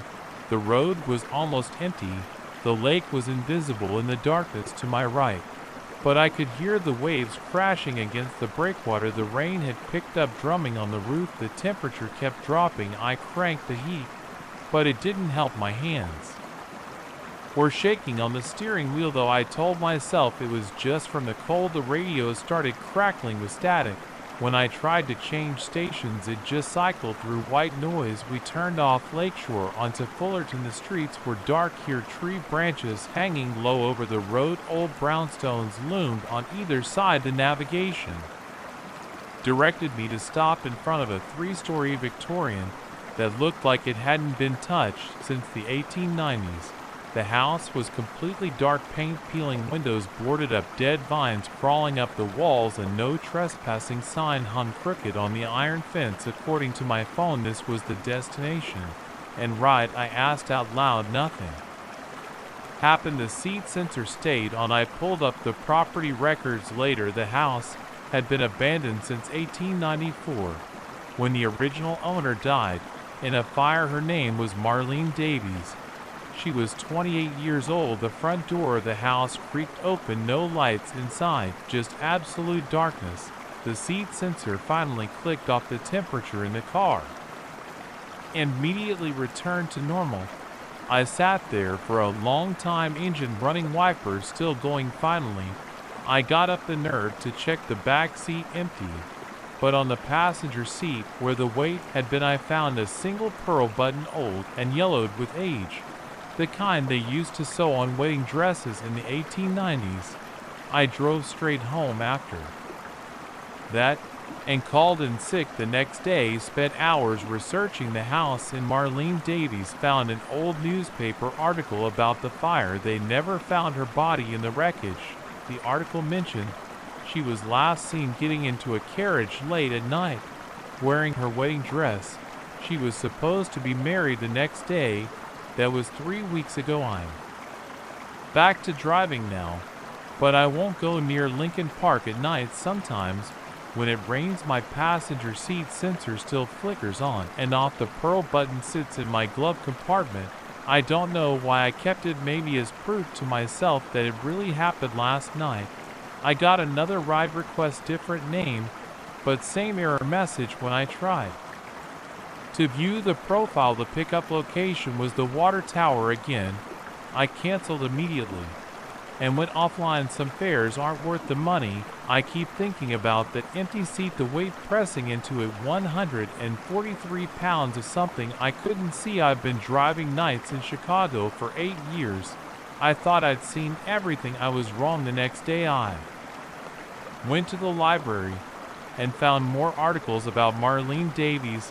Turns out she wasn't just another fire victim. Her fiancé had been investigated for her disappearance, but never charged. They found blood in his carriage, but no body. The police at the time figured he killed her and used the fire to cover it up. The house on Fullerton wasn't actually her home. It belonged to her fiancé. The fire started in the basement, where they later found evidence someone had been held captive, chains bolted to the wall, scratches in the wooden pillars. The fiancé claimed he was out of town when it happened. Perfect alibi. A week after my experience, I drove past the house again during daylight. It was just a vacant lot. According to city records, the Victorian had been demolished in 1975. But I know what I saw that night. I've started noticing things since then. The seat sensor activates more often now, usually late at night. When I'm alone, the temperature drops, the radio goes to static. But the weight is different each time. 160 pounds, 118 pounds, 175 pounds. Different pickup locations, different destination addresses, always houses that aren't there anymore. Last night, I picked up a historian from the Chicago Historical Society. During the ride, I casually asked about disappearances in the city during the 1890s. She got excited, said she was actually researching that exact topic. Turns out there were dozens of young women who vanished during that period, all last seen getting into carriages at night. None of their bodies were ever found. The passenger seat sensor just came on again. 136 pounds. This time the app shows a pickup for Catherine Miller, 1891. Outside it's starting to rain. The temperature is dropping. My phone's navigation is already running, showing a route to an address in the old Stockyards district. I should go offline, drive home, forget about all of this. But I keep thinking about those women, decades of searching for answers trying to be found. Maybe that's what they're still doing, looking for someone to help them tell their stories. The seat sensor is still on. The weight shifts slightly, like someone adjusting in their seat through the static on the radio. I can almost make out a voice. The navigation screen is waiting. I put the car in drive. Some fares you have to take no matter where they lead. As I pull away from the curb, I glance at the passenger seat again, still empty. But now I notice something I missed before: tiny water droplets appearing on the leather like tears falling from invisible eyes. The dashboard clock reads 2:47 a.m. behind me. The city sleeps ahead. The streets are dark and empty, leading somewhere I'm not sure I want to go. But I keep driving because maybe, just maybe, these women need more than just a ride. Maybe they need someone to witness their stories, to acknowledge what happened to them, to prove they were here, that they mattered, that they haven't been forgotten. The navigation tells me to turn left deeper into the industrial district. Buildings loom on either side, abandoned factories and warehouses from another century. The rain is falling harder now. The radio static has resolved into something that might be words, might be crying. I check the time again, 3:33 a.m. The passenger seat sensor shows the weight has changed to 139 pounds. Through the static, I hear what sounds like a woman's voice saying, "Please." The navigation shows we're almost there. Ahead, an old warehouse comes into view. According to the NAV, this is the destination, but something's wrong. Building looks fresh, new, like it did in 1891. Through the rain-streaked windshield, I can see lights inside, movement in the windows. The seat sensor clicks off. The temperature returns to normal. The radio goes quiet on the passenger seat. There's another pearl button and something else, a small piece of paper, yellow with age, an old newspaper clipping I've never seen before. Catherine Miller, 20, missing. Last seen entering warehouse district late Tuesday night. Reward offered for information. I sit there for a long time, engine idling, wipers pushing back the rain. Finally, I reach over and pick up the button in the clipping, add them to my growing collection in the glove compartment. Evidence of things that can't be explained, proof that some stories refuse to end. The navigation has gone dark. The warehouse ahead looks abandoned again, falling apart. But now I know somewhere in there are answers, truth buried under deck of silence. I should drive away, go home, forget about all of this. But I know I won't, because tomorrow night, or the next, another name will appear on my app. Another weight will press into that passenger seat, another story waiting to be heard. For now, I put the car in reverse, back to the streets. I know the normal world of living passengers and logical destinations. But I keep the pearl buttons, keep the newspaper clippings, keep checking the seat sensor every time it activates, because in this city not all passengers are visible, not all rides end where they're supposed to. And sometimes the most important fares are the ones that don't show up in the system at all. The rain is letting up as I head home, but I know this isn't over. Somewhere out there more women are waiting, more stories need to be told. And every night at 2:47 a.m. that passenger seat sensor might light up again. I'll keep driving, keep watching, keep collecting those pearl buttons and newspaper clippings, because maybe that's why they chose me, not just as a driver, but as a witness, someone to prove they existed, that they mattered, that they haven't been forgotten. The city streets are empty now, but I know better. Some passengers you can't see, some rides never really end, and sometimes the most important destinations are the ones that don't exist anymore. I check my rearview mirror one last time before turning onto my street. For a second, I think I see something, a woman in an old-fashioned dress, pearl buttons gleaming in the darkness.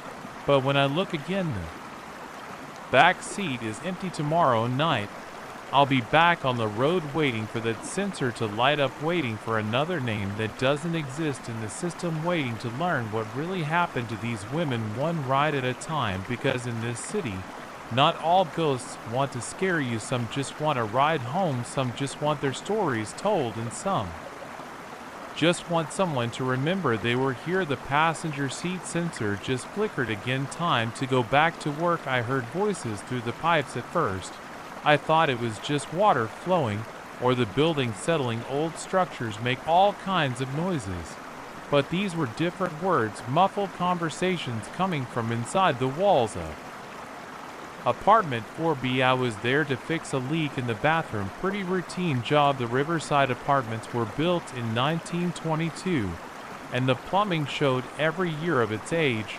I'd been doing maintenance there for 8 years, long enough to know every squeaky floorboard and rusty pipe. But I'd never heard anything like this before. The tenant, Mrs. Peterson, was out for the day. She'd given me the key and asked me to lock up. When I finished, I pressed my ear against the bathroom wall. Following the sound, the voices were clearer now. A man and a woman talking. Their words were still too muffled to make out, but the rhythm was unmistakable. I knocked on the wall. The voices stopped immediately. "Hello," I called out. Nothing. I pulled out my phone and checked the building plans. According to the blueprint, there should just be solid wall between 4B and 4A, but blueprints can be wrong, especially in buildings this old. I found all sorts of things that weren't in the plans: blocked off doorways, sealed windows, even entire rooms that had been walled over during renovations. I got my tools from the truck and started removing the bathroom tiles. The grout was crumbling anyway, might as well check for water damage. While I was at it, 4 tiles, and I hit something that didn't feel right. Instead of solid plaster and law, my hammer went through into empty space. I widened the hole carefully, removing more tiles behind. The wall was a narrow gap, maybe 2 feet wide. The beam of my flashlight revealed cobwebs and decades of dust, and something else, shapes in the darkness that didn't belong. I made the opening bigger until I could squeeze through. The space was tight, barely wide enough to turn around, and the air was stale and thick with dust. My flashlight beam caught something metallic on the floor, an old tin box about the size of a shoebox. Next to it was a leather bag, cracked and stiff with age. The voices had stopped completely now, just the sound of my own breathing and the crunch of plaster dust under my boots. I picked up the tin box first. It was surprisingly heavy. The lid was rusted shut, but I managed to pry it open with my screwdriver. Inside were stacks of paper money, old bills, the kind with the big portraits. They were bundled with rubber bands that had gone brittle and snapped when I touched them. Had to be at least a few thousand due there. The leather bag was full of jewelry, gold necklaces, rings, watches, all notebook, its pages yellow and fragile. I shined my light on the first page. The handwriting was faded but still readable. June 15th, 1947. Made the drop-off at midnight. M says we need to lay low for a while. Too much heat after the Harrison job. Money's good though, best score yet. Split 3 ways comes to $122,000 each. Not bad for one night's work. Police still haven't connected them. Dot's papers are calling it a wave of burglaries, but they don't know half of it. As long as we stick to the plan and keep our mouths shut, we're golden. My hands were shaking as I turned the pages. The notebook was a detailed record of robberies spanning almost 3 years. Jewelry stores, private homes, even a bank. Names, dates, amounts stolen. The final entry was from April 1950. Something's wrong. M hasn't checked in for 4 days. W saw cops watching his place. Think someone talked me to move the stuff. Now we'll come back for it when things cool down. They never came back. The loot had been sitting in this wall for 75 years.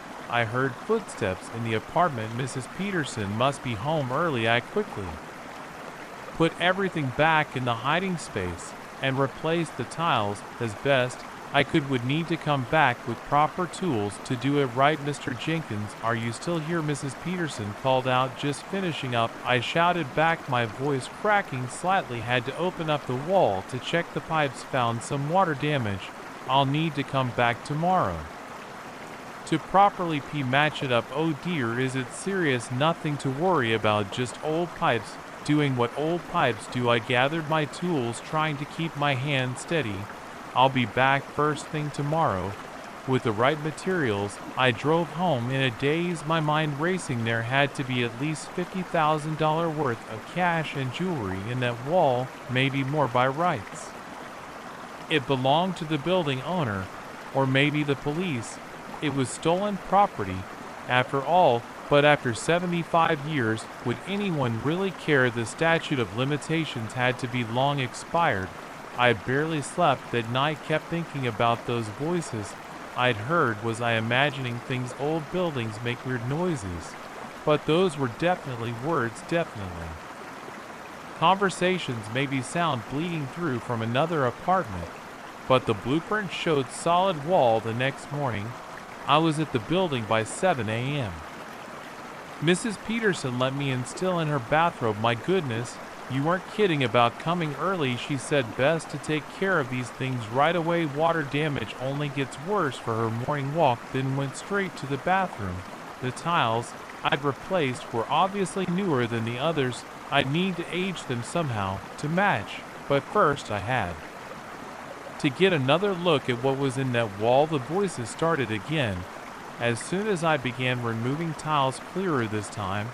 They'll find us. They always find us. Shut up, nobody's looking anymore. It's been too long. I froze. The voices were coming from inside the hidden space. But that was impossible. I'd been in there yesterday. It was barely big enough for one person to stand. More tiles came off. The opening was big enough to shine my light, and the box and bag were exactly where I'd left them. But now there was something else. Footprints in the dust, fresh ones, leading deeper into the wall. That wasn't possible. The space was only a couple feet wide, and maybe 6 feet long. I'd seen the whole thing yesterday. There was nowhere for footprints to lead to, but there they were, and they definitely weren't mine. I should have sealed up the wall and walked away. Should have called the police, or the building owner. Should have done anything except what I did next. I squeezed through the opening. The footprints led to what looked like solid wall at the back of the space, but when I pressed against it, it moved. A hidden door perfectly concealed. The voices were louder now. Someone's here, quick, hide it. I pushed the door. It swung open with a grinding noise. Decades of rust protesting beyond. It was darkness. I swept my flashlight beam around the space, opened up into a room about 12 feet square. The walls were bare brick, the floor concrete, and it wasn't empty. 2 figures, clothing both covered in a layer of dust. Their faces were gray and sunken, their eyes dark holes.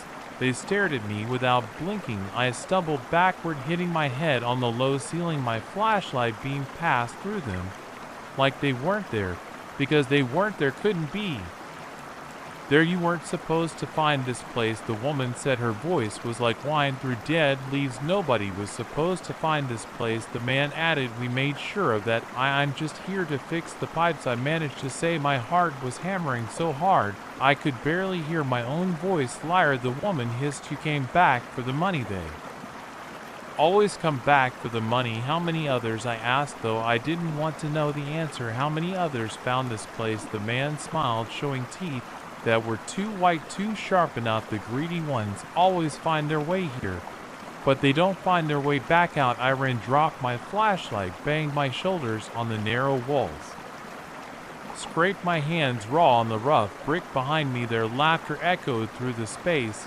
not muffled anymore, but clear and cold.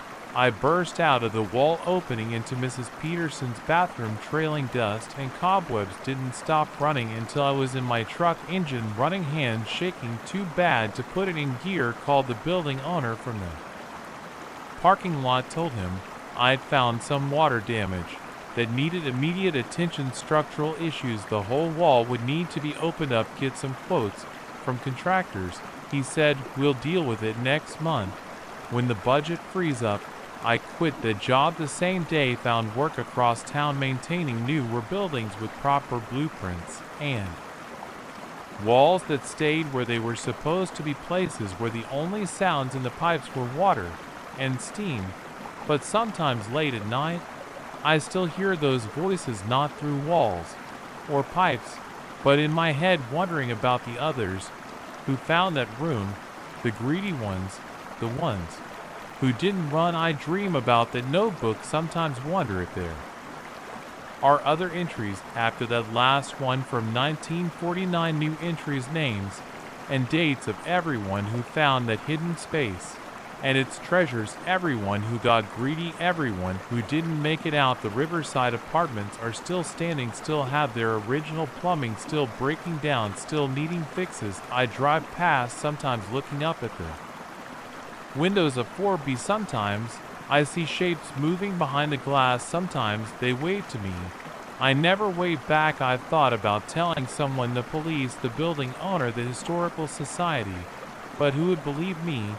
And what would happen to the poor maintenance guy who goes in to verify my story? Better to let it stay hidden, let the voices stay muffled, let the dust keep its secrets.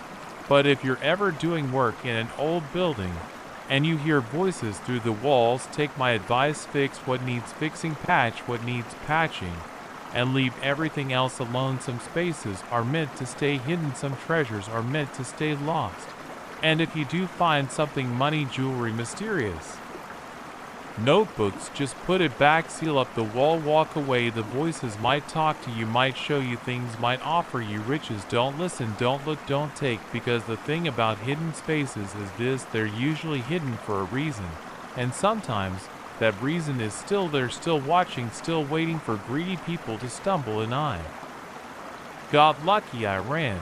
But those voices, those figures in the dark, they're patient, they've got nothing but time, and sooner or later someone else will hear them through the walls, someone else will get curious, someone else will get greedy.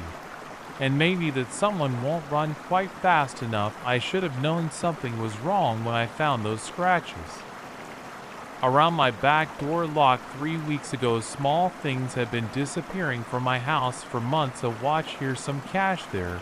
I blamed it on my own forgetfulness. Stupid, really stupid. It wasn't until I came home from work on a Tuesday and found my living room ransacked that reality hit me like a punch to the gut. My TV was gone, my laptop too, but what got to me most was seeing my dresser drawers pulled out and dumped on the floor. Someone's hands had been all through my personal stuff. My throat went dry and my hands started shaking as I called the cops.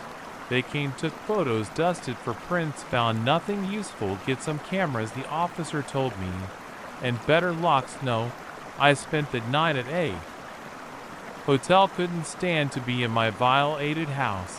The next day I dropped $800 on a security system, 4 outdoor cameras, 2 indoor ones, motion sensors, the works. The installation guy worked fast, had it all set up. By evening, each camera uploaded straight to cloud storage. I could check from my phone. I felt better, safer. For 2 weeks, nothing happened. Cameras just showed raccoons knocking over my garbage cans, and the neighbor's cats skulking around my yard. I started sleeping through the night again. Then it happened. My phone buzzed at 3:17 a.m. with a motion alert from the backyard camera. I grabbed it, hands trembling slightly.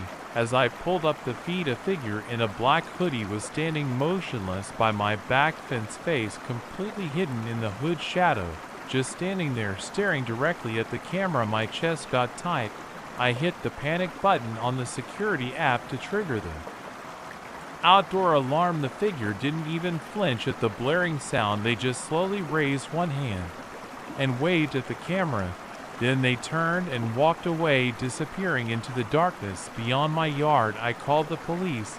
They came out, found nothing, probably just some teenager messing around, they said, but my gut told me different. This felt personal, deliberate. The next night, another alert, 3:17 a.m. again.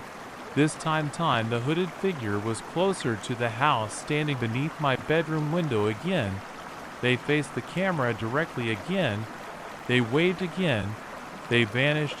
When I triggered the alarm, this pattern repeated for 5 straight nights, each time at exactly 3:17 a.m. Each time the figure was closer to my house, each time that same deliberate wave at the camera. The police stopped coming out after the 3rd night, said they couldn't do anything without evidence of an actual crime. I started taking sleeping pills to make it through my work days, bought a gun, installed extra locks, but none of it helped with the sick feeling in my stomach every time my phone buzzed at 3:17 a.m. on the 6th night. I was ready. I sat in my dark living room, gun in my lap, staring at my phone. As the minutes ticked by 3:16 a.m., my hands were sweating. The house felt too quiet, like it was holding its breath. 3:17 a.m. The alert came. My fingers fumbled with the phone. The hooded figure was standing on my back porch now, right in front of the door. They raised their hand to wave at the camera, same as always, but this time they didn't leave. Instead, they reached for the door handle. I heard the soft click of the lock turning. My throat closed up. I checked that door 3 times before sitting down. I'd installed new deadbolts. There was no way the door swung open. The figure stepped inside. The indoor camera caught them walking straight toward it, head tilted up to stare directly into the lens. Still, the hood kept their face in perfect shadow. Even with the camera's night vision, my hand shook so bad I almost dropped the gun. As I stood up, "Stop right there," I tried to shout, but it came out as a croak. They turned toward my voice, stood perfectly still. Then that same slow wave. I fired. The muzzle flash lit up the room for a split second. When my vision cleared, the figure was gone. The back door stood wide open, letting in the cool night air. The police actually came out for shots fired, found no blood, no evidence anyone had been hit. The security footage showed everything exactly as I remembered, except for one detail that made my blood run cold. In the video, the back door never opened. The figure had walked right through it like it wasn't there. I didn't sleep at all that night or the next. I sat in my living room, alternating between staring at my phone and the back door, jumping at every little sound. The figure didn't return. After 4 days without an incident, exhaustion finally out. I passed out on my couch around midnight. The buzz of my phone jolted me awake. 3:17 a.m. Heart pounding, I checked the feed. The hooded figure was inside my house, standing at the foot of my empty couch. I scrambled up, gun already raised, but the living room was empty. I checked every room, every closet, nothing. But when I reviewed the security footage there, they were walking through my house, looking directly into each camera, waving them. Footage showed them walking right past me multiple times as I searched the house, like I was the ghost, not them. I fled to my parents' house the next day, stayed there a week. Every night at 3:25 a.m. my phone would buzz. The footage always showed the same thing, the hooded figure moving through my empty house, waving at each camera in turn. Finally, I couldn't take it anymore. I had to know. I went back to my house, determined to confront whatever this was. I sat in my living room waiting at 3:16 a.m. I didn't check my phone. I just watched the back door. 3:17 a.m. My phone buzzed. The door remained closed. The room remained empty, fighting against every instinct screaming at me to run.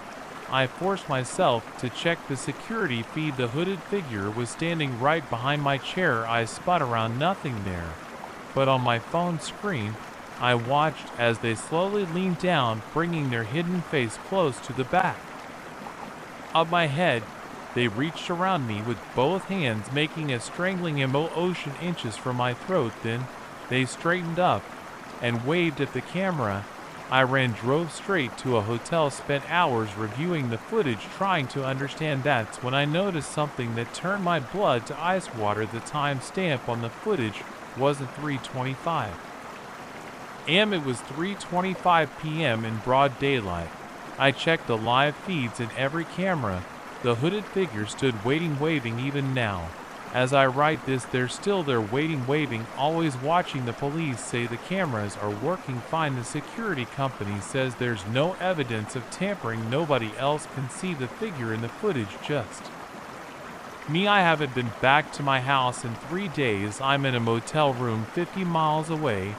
But it doesn't matter. Every time I check my phone, every security camera shows the same thing, that hooded figure standing, staring, waving, always at 3:20. My hands are shaking so bad I can barely type.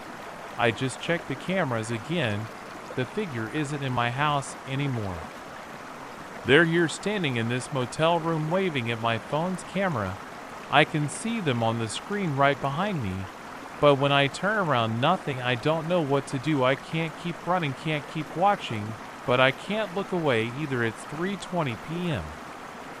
Now almost time for their daily visit. My phone is face down on the bed. I'm not going to check it this time, not going to look at the footage, maybe if I just ignore it. But we both know I'm going to look. I always look, and they'll be there waving just like always. Here comes the buzz, 3:17 p.m. I have to check, I have to know. I'm picking up my phone now, opening the app. The figure is there, of course, waving, but something's different this time. They're reaching up, pulling back their hood. The thing about driving 18-wheelers is that you're never really alone on the road, even when you are. At least that's what I used to think before that night on I-80 through Nebraska. Now I know better. Now I know there's a lone. And then there's whatever happened to me out there in the dark. Have been driving trucks for 23 years, started right after high school, following in my old man's footsteps, made every run you can imagine, coast to coast, border to border, dealt with everything from black ice in Montana to hurricanes in Florida. Never had anything shake me up like this, though. Never had anything make me question my own eyes and mine, like what I saw in that mirror. It was late October, about 2 a.m. I was hauling a load of auto parts from Chicago to Salt Lake City. The schedule was tight, had to make delivery by noon the next day. The road stretched out empty ahead of me, nothing but darkness and the occasional reflector post marking the shoulder. My headlights cut through the pitch black, showing just enough asphalt to keep moving forward. The cab of my Peterbilt was warm against the autumn chill outside. I had the radio tuned to some late-night talk show, volume low, just enough to keep me company. The steady hum of the engine and the rhythmic thump of tires on concrete seams had me in that zone, but relaxed, focused, but comfortable. I reached for my thermos of coffee, taking a long drink. The bitter liquid was lukewarm now, but I needed the caffeine. Still had about 4 hours to go before I'd hit my mandatory rest period. The dashboard clock's red numbers glowed, 2:17 a.m. That's when I saw it. Just a quick glance in the rearview mirror, the kind you do automatically every few minutes when you drive for a living. But something wasn't right. There was someone sitting in the sleeper cab behind me. My heart slammed against my ribs. I jerked the wheel slightly, the truck drifting toward the shoulder before I corrected. In that mirror, clear as day, I could see a man. He sat perfectly still, head slightly bowed, wearing what looked like a dark jacket. The dim glow from my instruments provided just enough light to make out his shaft shape. I whipped my head around, twisting in my seat to look behind me. The sleeper cab was empty, completely empty. My sleeping bag was rolled up on the bunk. A few clothes hung from hooks, but no person, no man in a dark jacket. My hands were shaking on the wheel now. Sweat broke out across my forehead despite the cool air blowing from the vents. I forced myself to look back at the road to keep the truck steady. Count to 10. I told myself, you're tired, your eyes are playing trick. I waited 30 seconds, then slowly raised my eyes to the rearview mirror again. He was still there, hadn't moved an inch. Same position, same bowed head, same dark jacket. I could see more details now. Graying hair, cut short, hands folded in his lap. The image was so clear, so solid. This isn't happening, I said out loud, my voice sounding strange and tight in the quiet cab. This is not happening. I hit the dome light. Yellow illumination flooded the cabin again. I turned to look behind me. Empty. The sleeper cab was completely empty, but in the mirror there he sat, unaffected by the light I'd turned on. My heart was hammering so hard I could barely hear anything else. I pulled onto the shoulder, gravel crunching under the tires as I brought the rig to a stop. The engine idled roughly. I put it in park, hands trembling so bad I could barely work the gear shift. I unbuckled my seat belt and stood up, moving into the sleeper cab area. Nothing, no one. I touched the bunk where the figure appeared to be sitting in the mirror. The sleeping bag was cool and undisturbed. I checked every corner, moved everything around, completely empty. Back in the driver's seat, I stared at the mirror. He was still there, hadn't shifted position at all, just sitting waiting. "Who are you?" I asked, my voice cracking. No response, no movement, just that bowed head and folded hands. I covered the mirror with my hand, counted to 20, removed my hand. He remained irrational.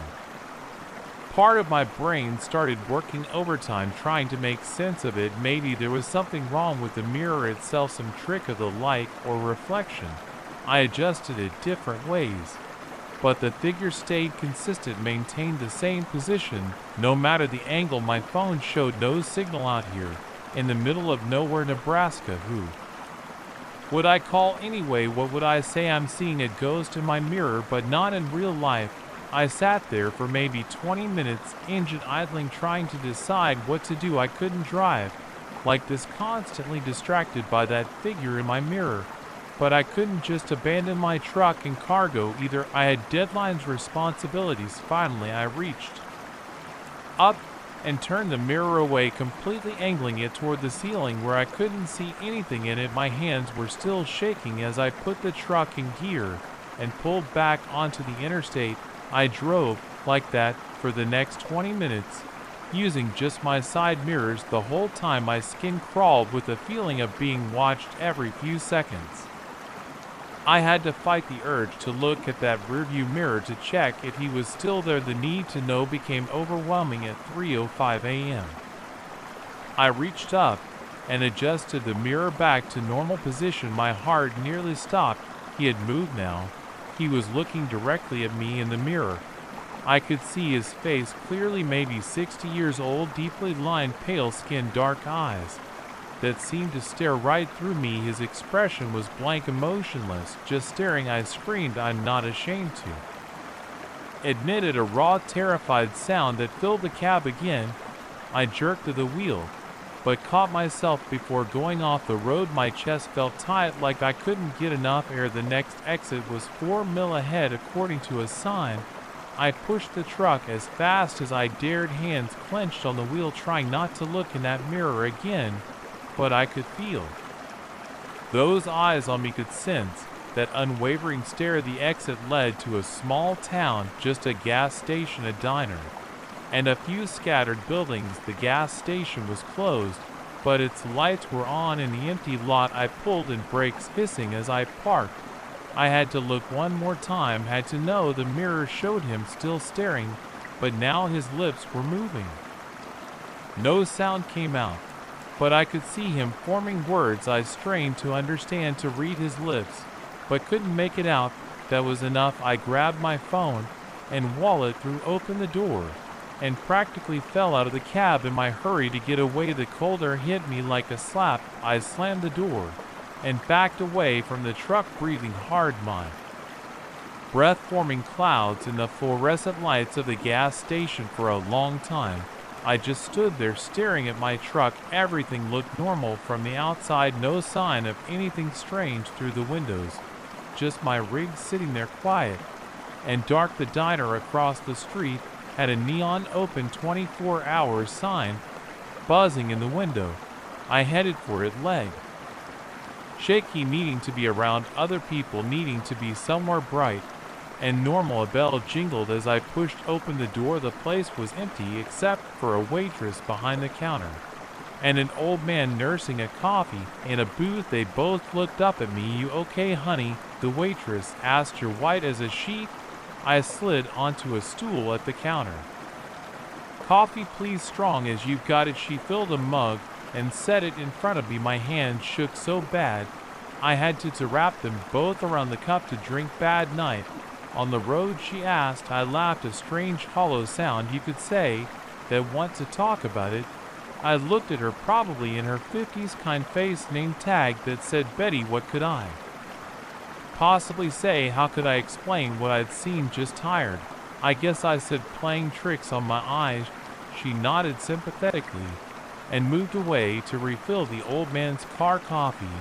I sat there for over an hour, drinking cup after cup, trying to convince myself I had imagined the whole thing. Just fatigue, just my mind wandering after too many hours alone on the road. But I knew better. What I'd seen had been real as the coffee cup in my hands, as real as the vinyl countertop I was sitting at. The sky was starting to lighten when I finally paid my bill and walked back to the truck. Dawn was still an hour away, but the black was fading to deep blue in the east. Everything looked different in that pre-morning light, more solid, more normal. I approached the driver's side slowly through the window. I could see the interior was empty, no sign of anyone or anything unusual. Taking a deep breath, I opened the door and climbed up into the cab. The mirror showed nothing now except the normal view of the sleeper cabin, my sleeping bag, my clothes hanging up, nothing else. I adjusted it several times, checking all angles. Nothing. Relief flooded through me, followed immediately by doubt, and I imagined the whole thing. Was I losing my mind? I started the engine and pulled back onto the interstate. As the sun began to rise, the morning was clear and cold, promising a bright autumn day ahead. I drove west, trying to make up for lost time, constantly checking that mirror every few seconds. Nothing appeared. By noon, I had made my delivery in Salt Lake City. By evening, I had picked up a new load heading east. Life went back to normal. Days passed, weeks passed. I almost managed to convince myself it had been nothing but an exhaustion-induced hallucination, almost. But sometimes now, on long dark nights alone on the highway, I'll catch movement in that mirror out of the corner of my eye, just a shadow, a suggestion of movement. And I'll remember that face staring back at me, those lips moving in silent words I couldn't understand. I've thought about getting rid of the truck, finding different work, but this is what I know, this is what I do. So I keep driving, keep watching that mirror, and keep wondering if he'll come back, wondering what he was trying to tell me that night. Some truckers say the road gets lonely. They don't know what lonely really is. They don't know what it's like to have company you can see but never touch, hear, or understand. They don't know what it's like to be truly alone with something that shouldn't exist. I still drive nights. I'm more careful now about checking my mirror, and sometimes when the darkness feels especially heavy and the road especially empty, I'll angle that mirror up toward the ceiling, turn the radio up loud, and pretend I'm the only one in the cab, even though deep down I'm not sure I'll ever feel completely alone in my truck again. Last week, I was driving through Nebraska again, same stretch of I-80. It was about 2 a.m. when I felt that familiar urge to check the mirror. I resisted as long as I could, but eventually I had to look. He was there, same position as the first time, head bowed, hands folded, but this time when he looked up, when those dark eyes met mine in the mirror, his lips moved again, and this time I understood what he was saying. Your brakes. I instantly hit the pedal, slowing the rig not a moment too soon. Through my headlights, I saw a deer bound across the highway directly in front of me. If I hadn't slowed down, I would have hit it at full speed. At best, it would have destroyed my truck. At worst, when I looked back at the mirror, he was gone. Haven't seen him since, but now I wonder, why did he appear that first time? What was he trying to warn me about? What else might he have been trying to tell me? I don't have answers, probably never will. All I know is that sometimes the things we see in mirrors aren't reflections at all. Sometimes they're messages. And sometimes, just sometimes, we should pay attention to the passengers we pick up in the night. Even if they're only visible in that small rectangle of glass above the dashboard. The road is different for me now. Every mile brings the possibility of seeing him again. Every glance in the mirror carries the weight of potential meaning. Am I afraid? Sure. But I'm also grateful that figure in my mirror saved my life. So I keep driving, keep watching, keep wondering, because out here on the long dark highway you're never really alone, even when you are. The memory card in my CA camera showed 3% battery life when I checked it at 4:37 a.m. I remembered the normal moments before everything changed. I stood at the trailhead of Miller's Grove State Forest, my tripod slung over my shoulder, and my backup batteries securely stowed in my jacket pocket. The morning air bit at my exposed skin with typical January sharpness, I'd done this hike dozens of times before wake up at 3:45 a.m.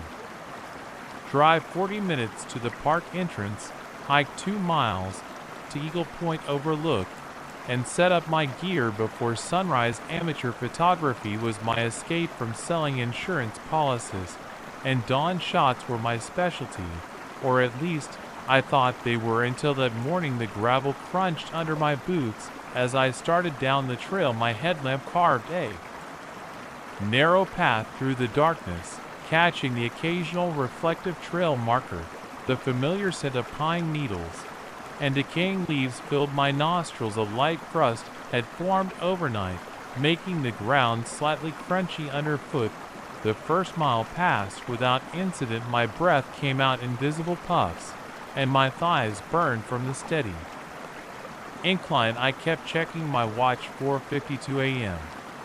I was making good time. Sunrise wasn't until 6:45 a.m., which gave me plenty of time to reach the overlook and find the perfect composition. The trouble started at the split in the trail, where the path divided between Eagle Point and Cedar Valley.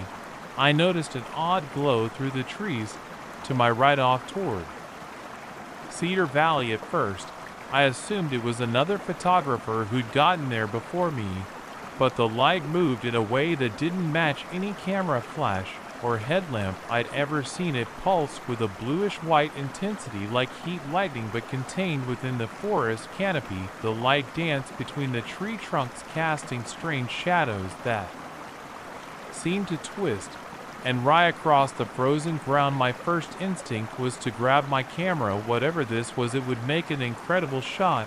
I switched off my headlamp to reduce any light pollution and pulled out my camera. Through the viewfinder, I could see the lights more clearly. They moved in patterns that defied normal physics, splitting, merging, spiraling around tree trunks, and bouncing off branches. The display lit up the forest like some kind of natural disco, but completely silent. My hands shook as I adjusted the settings. ISO 3200 f281 160th of a second. I snapped several shots, but the LCD screen showed only darkness with faint blurs.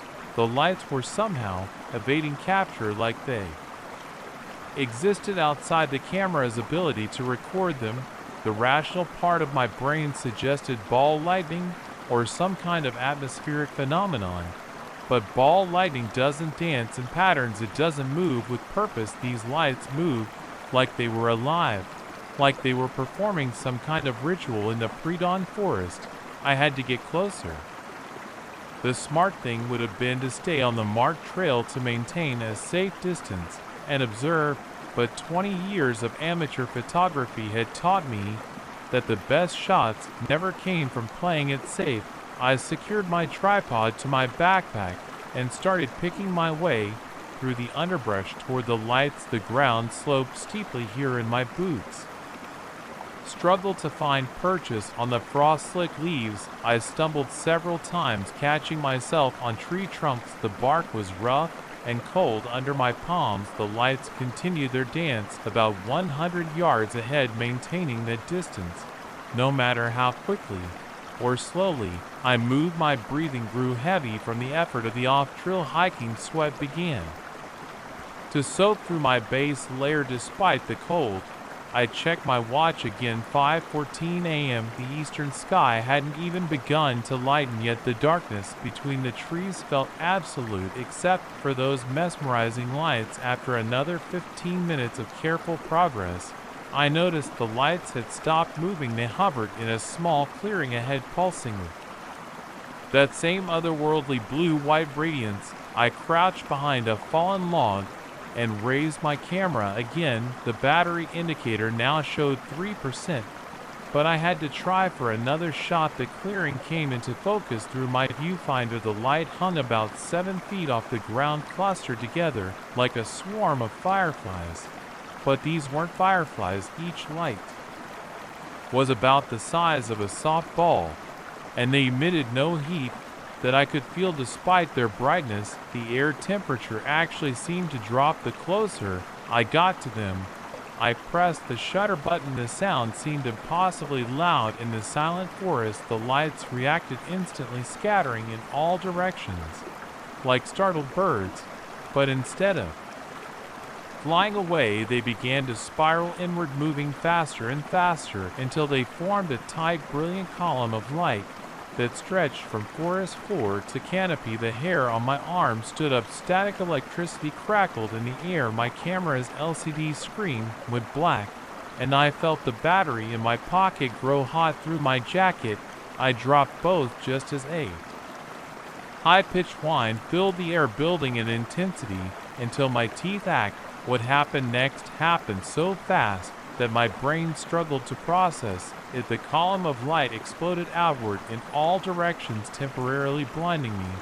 When my vision cleared seconds later, the clearing was dark again, but it wasn't empty. I could see movement in the frost covered leaves. Footprints were appearing in the ground one after another, as if invisible feet were walking across the clearing, but the patterns made no sense. They overlapped and crisscrossed, some pointing one way, others the opposite direction. Some were deep, like whatever made them was very heavy, while others barely disturbed the surface. My heart pounded against my ribs as I watched these phantom footprints form. They moved faster, more chaotically, like a friend dance.